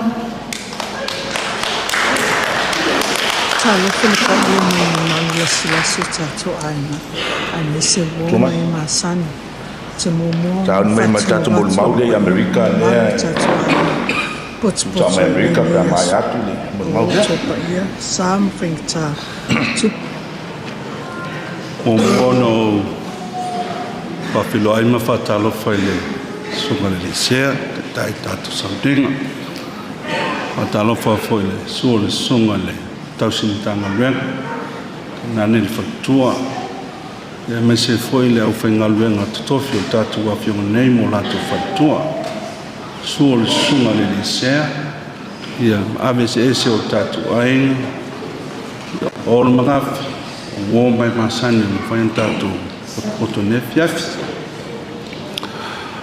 ale ato to ia pa mai ne tai loto sam fai ngai le o yes famtalanga fa pupu wa fa filo ai ma fatalo fatu tatu fi e fa tu se mol mau ne fiaf se le fia io o ai tu lang matoka o le lon tolo le fanau ia pautura se mata fa pia mon mau fa pia o Faapito o se fualosa matala o se fungala a matala to sisila mai ofu le te ofu ai e ma fo angana ofu mai le ele io te mantua ia se otina a iai se mamalama e sa'o le molimau le fiafine na o matou o le fanau sile sea mafuta i laulaga atou ma le matutinā paua le mea te fiafia i loo tina laga o faapito lana matafai oi le pena fai atu o le falosa matala e fetāla'i lona mafaufau mo le lamana'i mai tamai la lo famatalaga mo ana faatu e sa'o lau tala na matou laiti mai lava i le taimi o lo te manatua o matou nofo i sa tamafai a faapito e ave matou sava'i le latou aiga o lana matafai oi lea o le ave matou i sava'i i le mea o lo'o iai ona matua o te whaapetai whapitoa ai la i si o tina pe ona molimau ne fiafi o le mafoanga foi lea mafoi no unofo teina sava'i awa ana le ai whapito o te le iloa le matua inga sava'i ana le ai whapito e le mawhai ono o iloa tua ngane o lo tina ma matua lo tina ma a inga umalawa lo tina sava'i ai le ai se pito sili au na pele ia whapito o te ingoa le ai ngolo tama ai o te nofo le ai ngolo tina whasa o lo talane le mun mau mai lo anko le lalui nofo le whale o loa o le tongane lo tina whea lua i le pasi o le tongane lo tina na maa fueno o nofo teine whai ai e sa o tala o tō wai mai ne ua le ini lau ia ua umina nofo le aina au te whaafitai si o tina o Faapito e whaafia ngai le leia ma Matoka e sa wā o le matutina e loto maulalo whaafia ngai le lei o aso ia o kama ia le lau alula le mako kama o le mako alea ngaso o le winga la whamkalanga ngā lea kalangoa i le mesa ia wa alman malu ne a o na nei Matoka ia tate alofa si o tina e lafi sol le tu sa le ala Matoka ma mona le sa fai mai wana ai o mata a ona na mai talo fai atu mo ma Faapito wa ile loa fe alfa le ala wa ai la au ia le loto mo la le se matutina le a o mel temini le a fa wa ma to le fanau ai a fua mai fele loto maulalo ne a fua mai le ai ngol matutina a wale ai ngol matutina ia on tangata loto maulalo le ai ala tala monia le fai atu e o le no fo mai a moti le matuang e o ai matu o lutina e loto maulalo e le tangata tala e anga malu ai loto alofa e mon mawina fo ile la balo le matu ai i flanso ine ia au samti on tangata e loto alofa on tangata e mo lalo la to loto le ala fo mai o mel temine o le fa wa ma to fa na a to va ai ma to maftanga mo uso mo to fa fine ma to tele tawe misa mon yam fa ma on no tala tinga na va ya ta fa te ele titile li le maya tina no no ele fitawi me maya ala te o lo ale fu ai se o te lo le ya le ma va no foi langa mana onga na ma tina o se fa ro sa mata e te fa tua mai ate mato le ala o mato va ai a so o le o manui ai mato le fa na ai na fu mai fia a fu mai a Faapito wa no tanga ta sa wa la fa ai longa isi so mato to no foi nei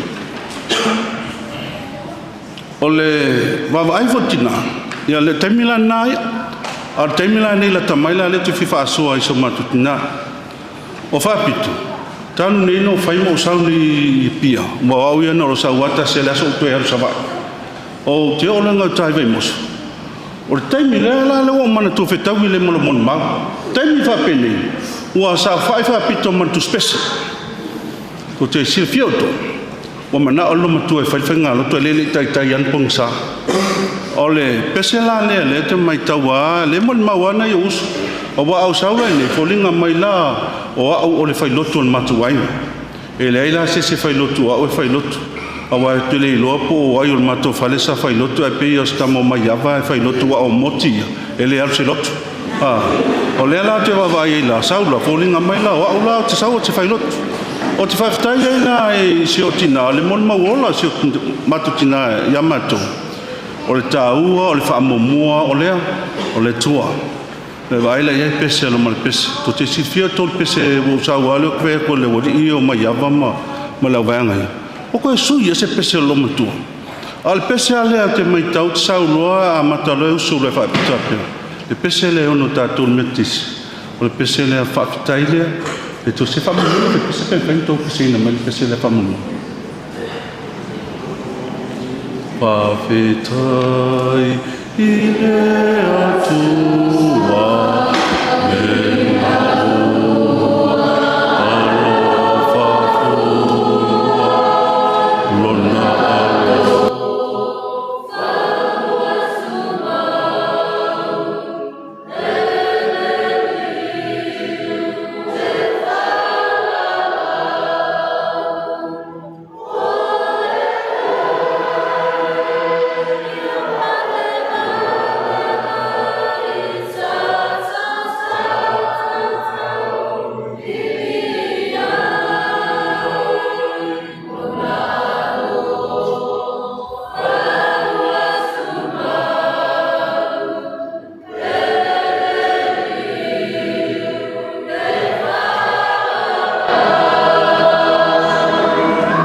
Tai. Il pesela na fifia i so matutina. E mamole to ai le nga whaatai tele. So matu ai ngai ne yaf. Sa tau. Ile tō walolofa i so matutina. Le ale ma fo anga o whaatai e nefias. E o mai teimne. O le pine wha mawalota. Matai umama tau al matufana. Ile ai nga so matutina. Le frarosa la lea, matala lea mai so matutina. Le lofa tausi lea so matutina ia te matu. Le wafuna o mai lava i temine. Manuia i matou le whanau. Aftai te lea i so matu aina. Si le whaftai so anko ia satuala. Moti satuala sala.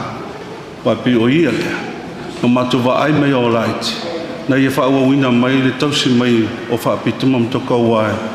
O se matu ai ngai vai mosone ia na si fio mata ko kalesia mata tunu e matitiva ia wa sawa ia amosa mai amosa mo le sala mai se me mat na fa wa mai lava e moti ia mato le tausi mai mato ai ina ua fa e ina i mato le fa na ia le wa va ai e fa mo ngai le so o te fa tai ai la le ai ngosi tina mai tau atu le uma atu ia lo su mai le fionga le lifekule fionga le man whaatai i le nea ainga le flefi sile lua le whaatai le ainga si o tama ia mtoka o lo tō walolofa ma le tō tāwhi mawina pia ma le anga le leiso matutina wana uloto le alofa le ainga si o tama si matutina o le lefi alu Faapito savai wana anga le anga i le ainga matoka ia Faapito wa leva na to fia foi i sava yo o mai temne fiu alon to ngane tawana wa tu sava aya le a o nofoa le a wa maloloa o lo i le ainga lava so matuta ma tele tau sanga so fu al matutina i to tonu le ainga matuta ma i lo olona ainga ine ya ai fa tai le tua o le falo so mtala le o mo fai no o mai temne o le ama tuti lo o ma a ingo le matutina ma ingo le matutina fa malu fo a fo se mana leo so matutina i lana uno fa mangalo mai e so matutina ia al fangia ia le nefias fa mi le tua ia lo lo tatu ka si so fo me mi na lo tai al mole mai a po sa mai mo maulea mai America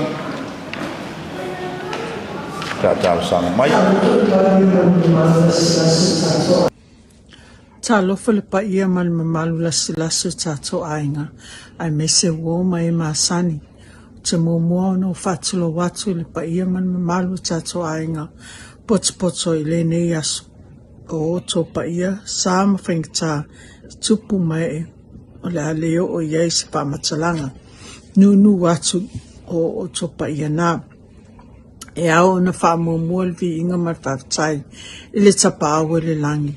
Lo na alofa sili mo i tātou o mawai le neia wano whaaro. Tui nā toi se moni mau i tuse le tina peleina i a Faapito. Te mua o na ofia whaelo atu lo nei tangata o lo ingoa o Victoria Paunga Iosefa. Wa awal to lua o tau li ili Tanielu Iosefa o le tama matua lea o le tina i a Faapito. Sa o fai atu mato ainga e fai sana mani mau. E whapea mai o ia, le lava o fai masui, ia le lau tō vai mai o na o au. O le eisi tamā, le eisi whanau, o le tamāla sa whai malanga atu i sala elu. E tau le taua, a le lau tūli mai o whai mamani mau, o au ele e iais se mamaftanga tele malitina, o no te nofo e nei Amerika. O te whātai le ne tina o se tina alofa, anga malu e le Faapito fo e lona alofa se tasi. Na ua mātou mafuta ma le ne tina i se taimi pupo. Sa umani mawina ai lona alofa so mātou ainga. E ui lava na tele sautanga sa valavala i la ua. Ai sa nau lava tina i na ia o mai Amerika o mafuta i masiana tama. Ua leva tau sanga na valavala. Ele sausanga i lua aka sifulu ono sa whai malangu mai ei. Tongane le ia mai ava malitina ini i Amerika. Spifianga sili fo lea le matoa inga umwhai na whelua e maluntina. Sa mato tatala noa malitina mali tongane leo mai ava. Se tasio a fiapi sa whai e le mato lotu. Sa tatalu la e mai ava le mato lotu. Wa alu talo mai ava, whalonga tulo matua, ta ngulu le li ilio Tanielu. Polo e lo matua le ulu e le li ili am whai atu. Iai, pola e meu ta ngulu wai, a tali me le li ilia, a whawhia ia. Peia la talangoa mai ava ma le atua. Le tausanga le tasi, sa whau umai ese tasi o whanau te mai tailio avtai au. L'Università Georgia o sfifianga sili fo i lea le tina mwhai e io na moli mawina se tasio ana whanau o whai wa hi umal manumia lan tam whainga. A le mea sili o na tā ua le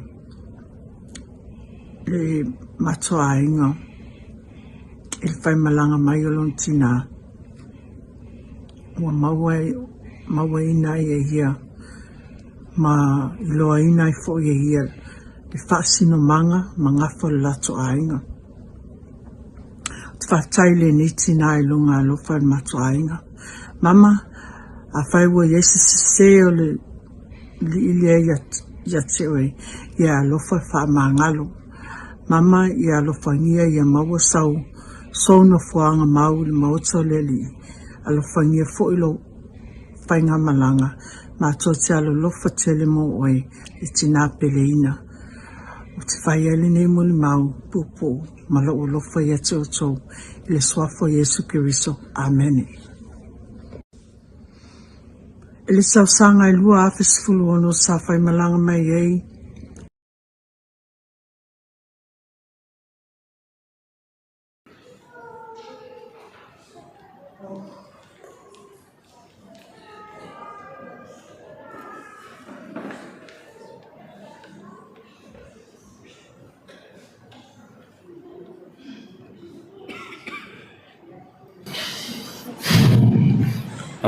Whamanuina re sofa le rii o nononanga lei manan pupuinga e te tātou lan whanau. I le sofa manu malo i Suke Riso o te moa i whawhiloa ia i le sunga tautai sauninga. Te nane le sunga le tausimtanga ruenga marwhaitua mi sepa ia lau whinga ruenga le tua o whaalofa mwhata alofa atu pa ia e Whia o tātou whātasi mai mon mauina le aso le tina peleina. Ia o au o Faapito Matoka au le ui wa momo o au le uso le kiki le ira black sheep le kala kuran. Ia mai lo pepe mea se ia o ino matua o lima lava e lua silo matua lena tausi fafailele ia lea wola maumalos mau falongta i matoaiga ia o faapito o se tinā alofa tausafia ma e fiafia faitau lona tuspese pe ona saunoa i tasi o uncles ia mau ia ue se tagata e oti sa fai o e mau fapaolonga pe a o mai fita pe a fasi foi ia ue laualii e sau fai mai tele o tupe e tenā mea ai maau e te whealuai solo ma ave solo au o nolo alo Faapito sa fai ia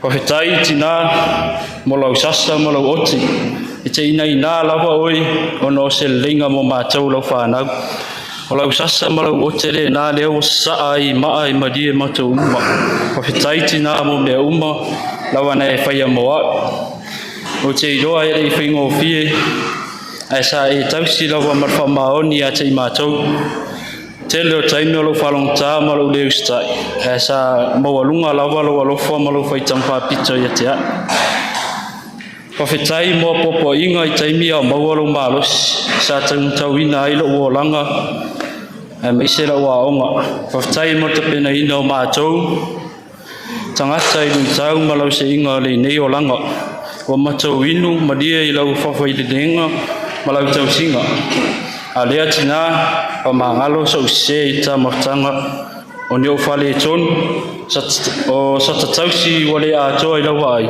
i alofa wha mangalo mai a e wale i loa peo whea na whairota o langa wale ai o e sa whai matai moanga mea uma e mese tonu o si tato a inga lea mama whaolauia i langi maa si au peli i owa e maa i ta ua manuia lau sunga taitai sauninga e meisere pa ia reo fia manuia toi sauninga tina soifua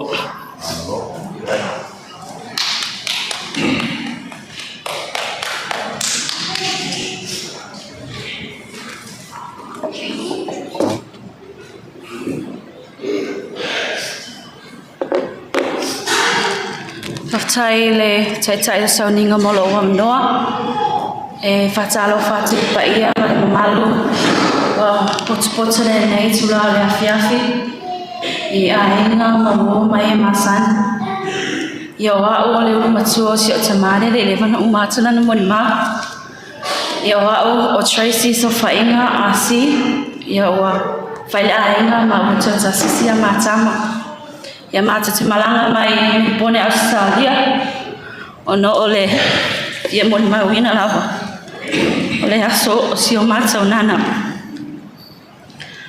o na ole mawhai ona tuatu ia le mai taile o si sista le ingoa i le longa tua e o whai au masui o le mata o whanau me to ali e whai e sina moni mau pupu i si o mata o nana e ui ele i umise mato mafutanga mai ia ona o le valavala i fo i atunu e mamau ai o si onana Faapito ia nā ua so si la fia te lono winga faso atu fo i le whanau sa mwhai ona tau si eina o ia mafuta i ai o le alolo muni mau o te whawhatai e le atua o le tausanga o te atua na i atu loa whelua tolu sa mato malanga mai ai mo lo tolua ma lo sana i le lotu tamaiti ma mwhai ona o maiti au tama e wheloa i si o nana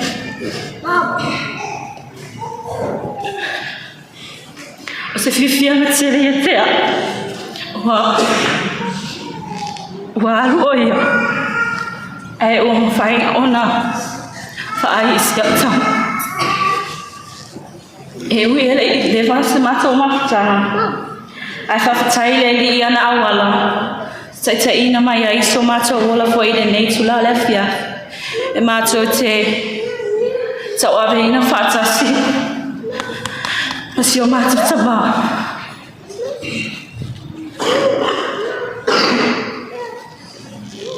i le tua ai o le mafutanga a si o mata o nana Pau nau se mon mau pupu whai ona o mon mau ai se o mātou tina. Faapito ia mania no malanga. Mātou alo whaanga mo oe. Whaktai mo nganuenga lei wa mania ai lau whanau ane ngate leo whanau lau whanau.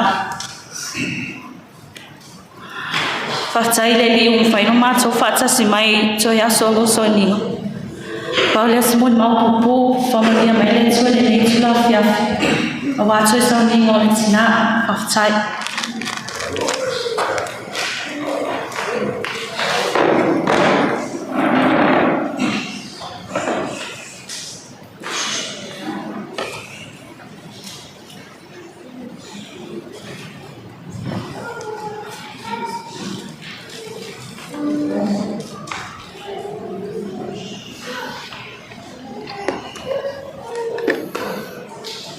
Ia, mua nau whatu i sunga le taitai sauninga, whenua sea, whatalo whatu foi.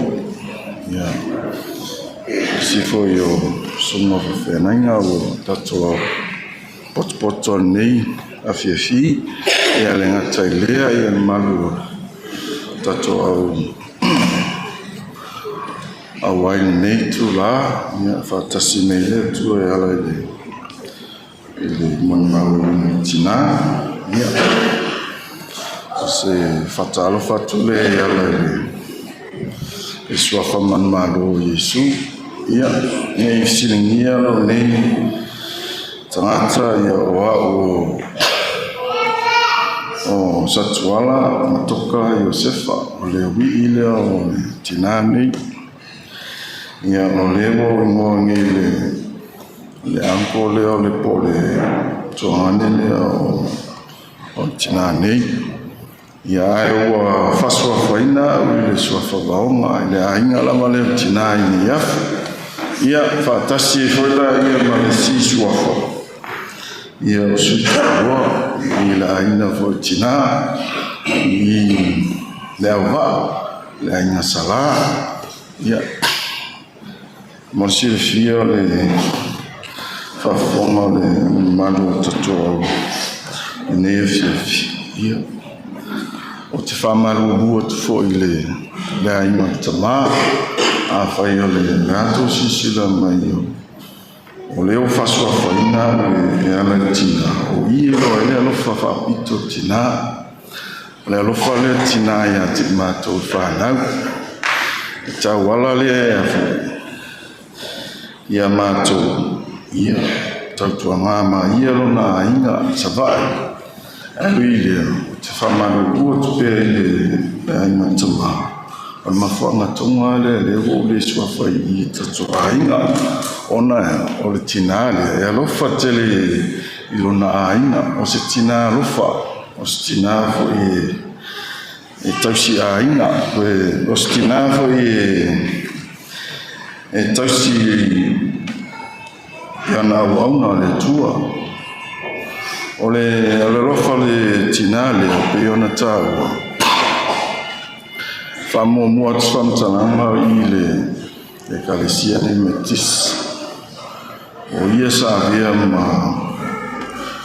ma le sui o le austu o le sui o le komito ma o ana tautua le sa ala iona ma fuona mato fina uma ma ia mo mato ai wa ve o ia ma tomitsu ma le vai te o solo ia sa ina la volta ma o le ina tama o fienne ma sa salo tama o fia le tina ai ia io le alu le tina e failo na o sitaulanga ile atua ia ai o te whautua pe tama malia e tama o le alu le tina e whailo nau si taulanga lo nau si taulanga la le i mo le atu whai o ia mafonga o le sui o le ausu ia o te tatono lo o si le fia fo inisi sui o le kalesia nei Ia ai orona alofa no na mana au na ile atua. Mai o te tautonu o se tina alofa e whaasino le mo I mātou. E ala le lona te talo. O aso le nau laititi o te mautauina pea. E te talo lava tina I tae au uma. E o foi le fiafi. O lo te talo pea. Ai ina o tutupu ai. Maola ia sa ese langona foi na le falonta il tina se foi le ustai ai muliana o te faftai tina e ala ile ilona te talo mo mato a wase manuia mo mato o le ala le olona te talo lea fua yo na maua manuia le fasino ia te matou. Ia ua alua ia lua, ia ua o e taimi o le mai. Ia ai te mai tauina pia, o lai te talo pia tina, e o ia fi uma, fi nau pia tina e ala talo. O rona talo la le ma fua yo na, ona se feina mai matou, afa pia le sa, e inisi o whare tonu tuana e ala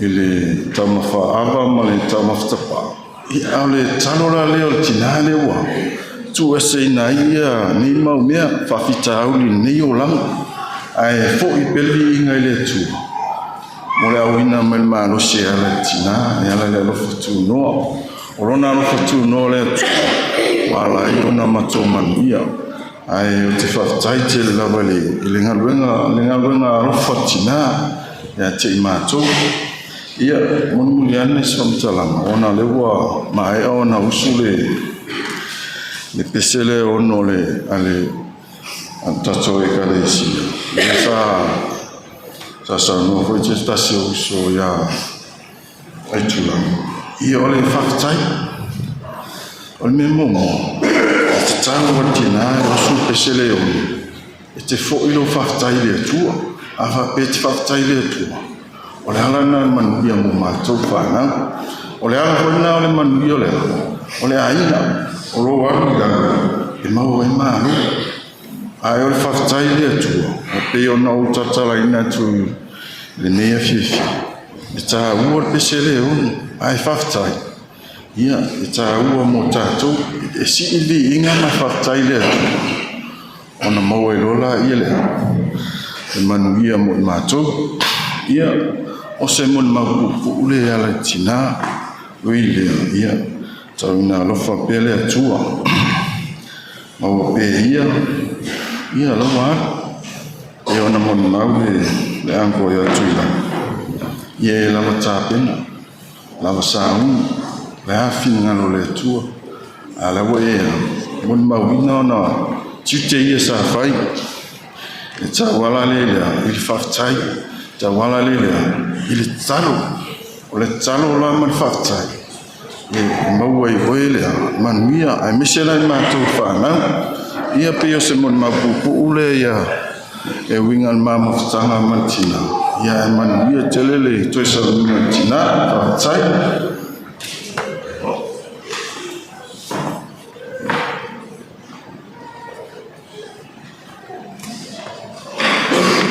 malu watu na le wolongo ina mai o le grandchildren le tina nei ai fia ususela to pese ia ai faso la ia to mo mau na mo fa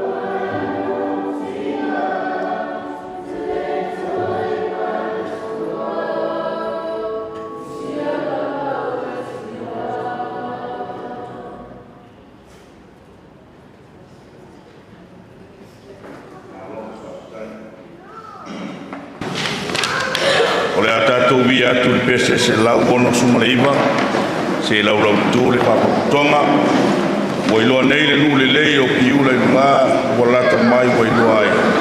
Se lau ono sumaleiva vi inga o le tua, i o tātou pese ai.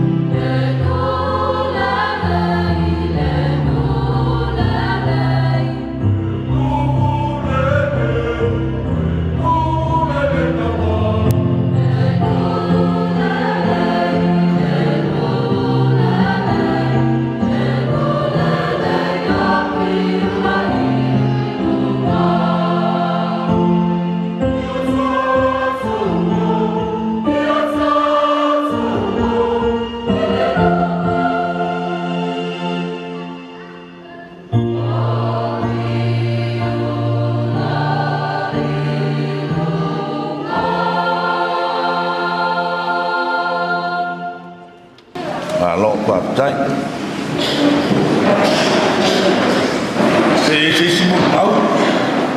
Le ai. Ya, misalnya ini simbol mau mulai sotau, sama sotau. Au manatu. Oleh faisina au ongale titia mo nefia. No walu ngata asifa na ule ya sito na intia ne. O te watu o mai fa na nei ma. Fa pe mai. Ia sumai lo sunga le ala matu watu tua. E longo atu lau sunga si e taitaina le sao ninga wharainga o matu tina. Ia o tala noa lea i matai mo ia o suafa o telo whanau kono tupa kuma iai. Ia e whawhiala o tō whawhianai. Ia e whamai a whanau o umantala noa. Lau a sao ni mo le whalau singa e madi e. Ia no talia lea o haki o lei. Ia pisi a lea la o sau te taina sau ninga whara inga no te wala maile i whaiwhia malia o pininga na no longo atu tusa iala o tātou ngā buana ia malia o lea la au te ia sau ninga pio whamamoe o whanau mana inga ia e sau ia o ruama a mosa ngau tau ia a wale so e sau ninga mo le aso tai au pio lea la lea e whamalu rua tuai whafonga mai mare ia mtanga ruenga ono Faapito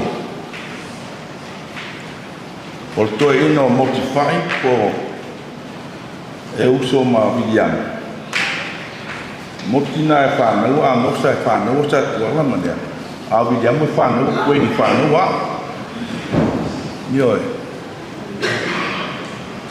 no whaiwhai a inga le ro a inga ia molo le loa e ele pito le vangalo sa tuala manea ma lo matua le martene le Faapito sa tau a sua tua yo le ainga fo ito fitau foi ma un sa tua le sa tau le ala ye da sa tau le sa mo nei ya ma lo fa te la le to tua ni si me to lo te le wala wa na ma lo fa te le to fa na mo ma o le fia viva pene o le mo o mori mau o le launga na i dise la mo tu fai tu se fai fiao yo a o le launga ma na ia ma le mata mo fi o la o to mori mau lo tu tina na luenga le lei sa fai lo tu tina a o le lei sa fai lo tu tina le lofa fa maoni sa fai lo tu tina le o tu se le ai lea o tō makuai, o tō mauai me tele, ma te mauaina, o tō mare ata mai. A wā, o mātou i loa a whai ele petia lo mātou whale, o mātou whale pitanga whale lalolanga. Ua ia te mātou le whale mai le tua, o le whale le whai e lima, e whapao blanco. A tala noa loa i le whale a pitanga whale lalo langi, o tātou tala noa i le ola i le tino nei. A tātou tala noa loa i le whale mai le tua. O tātou tala noa loa i le whale e le iwa aia i mata. A o fale nganga i le faita wina o le upu lea ma le tusi wa e maasani ele pa konga yaso pene e fōlinga mai e lua fale o le fale apitanga ma le fale langa aere ai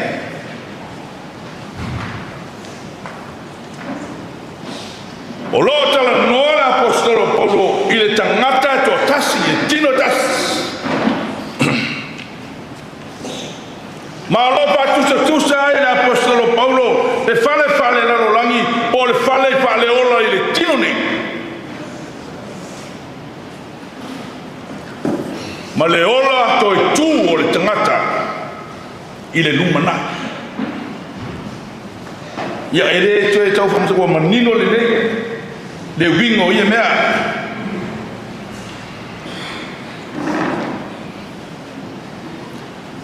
alo ia foi le fa matalanga mana ia le apostolo Paulo ngamo oi ma mai tatu malava e moni la mo tuol malo tina pele ya Faapito ai o sa o mo tatu lo e so mo wala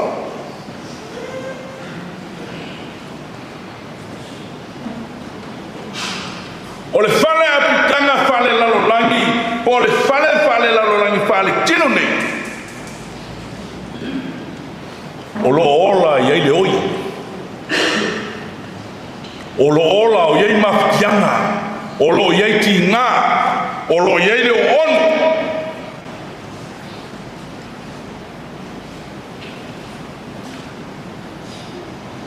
sei vanga nala o fa o matia lo tatou tino fale lalo langi po le fale apitanga fale lalo langi ona sta tatou maua lea o le mea lea e fai mai ai o le tino fale langi a le tino e maua iai i le ola e whawawapa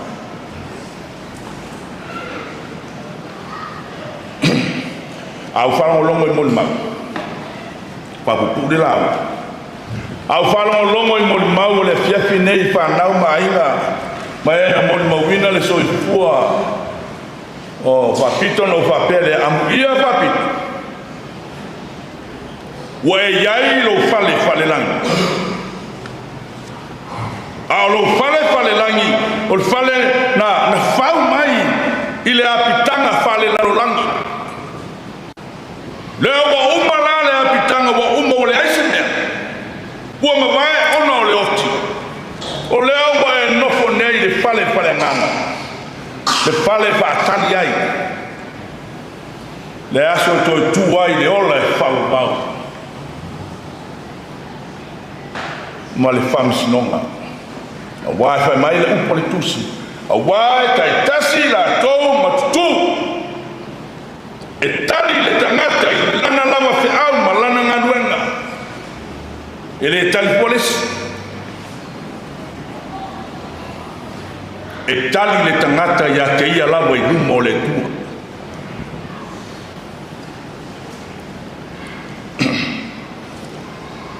tauno whape atu whanau e tasi le whale apitanga na tausi mai ai o tau ma whawhanga o mai o tau ma o ai o tau ma whaaipo o tau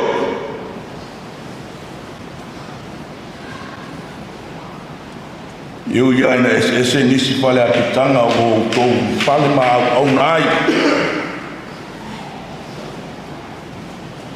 a le mea o lo tuli loa le apostolo o whale ia o whale e le petia a le mea e fia maua e whape i lo whale palang e iai ke petau tala e i leo lotu i Amerika o le latu falsama le latu whanua e pipi i mai ai le whanua tanu al whanua tanu la e sio mia e pā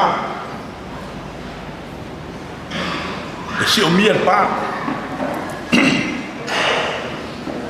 a le na ulotu na tangata e o i le malo o le miteni e lo lotu ai pau foi na tangata i whai ona teu tulou e tau oto i whanua lea e le ma whai ona ta oto ai se tangata e le ialo le miteni pe anu malo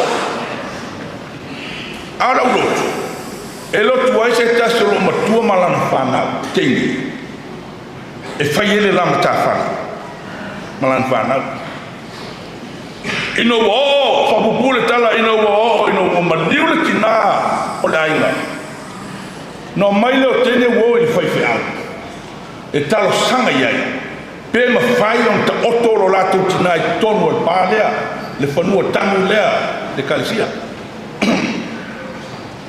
mai le tale whiau mai o tolo whanau e le mwhai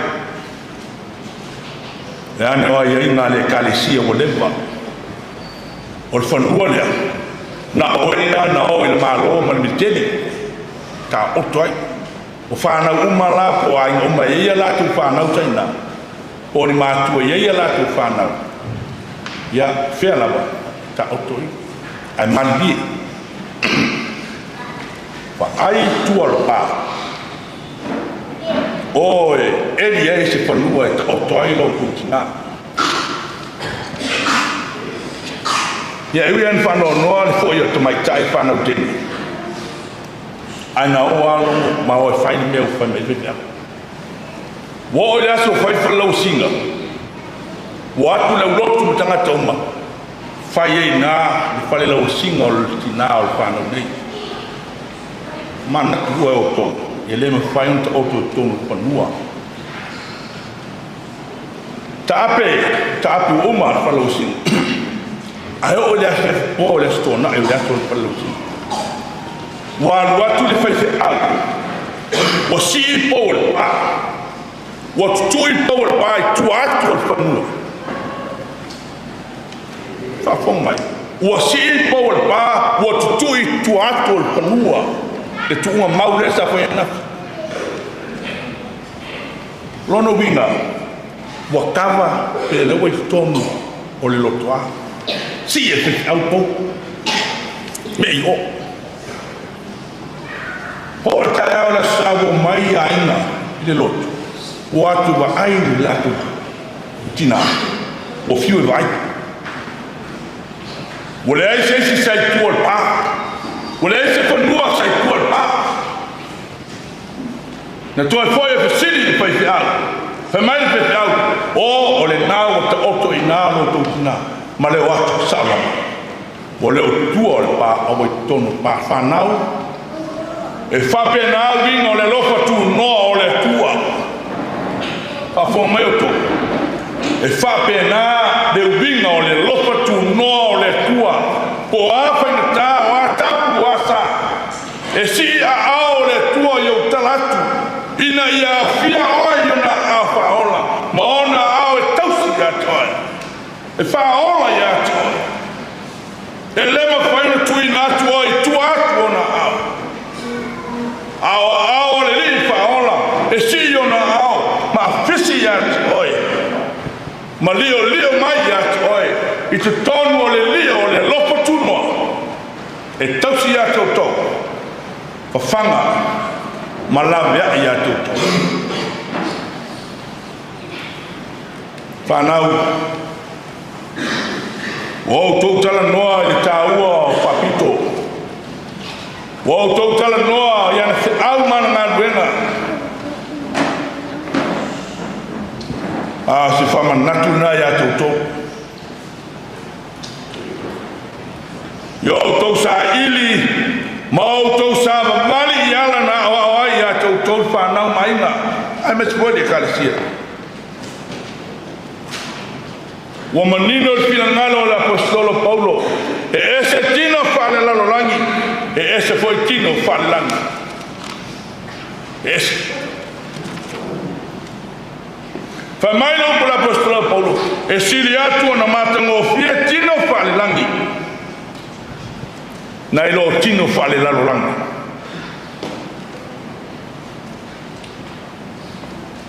awa o le tangata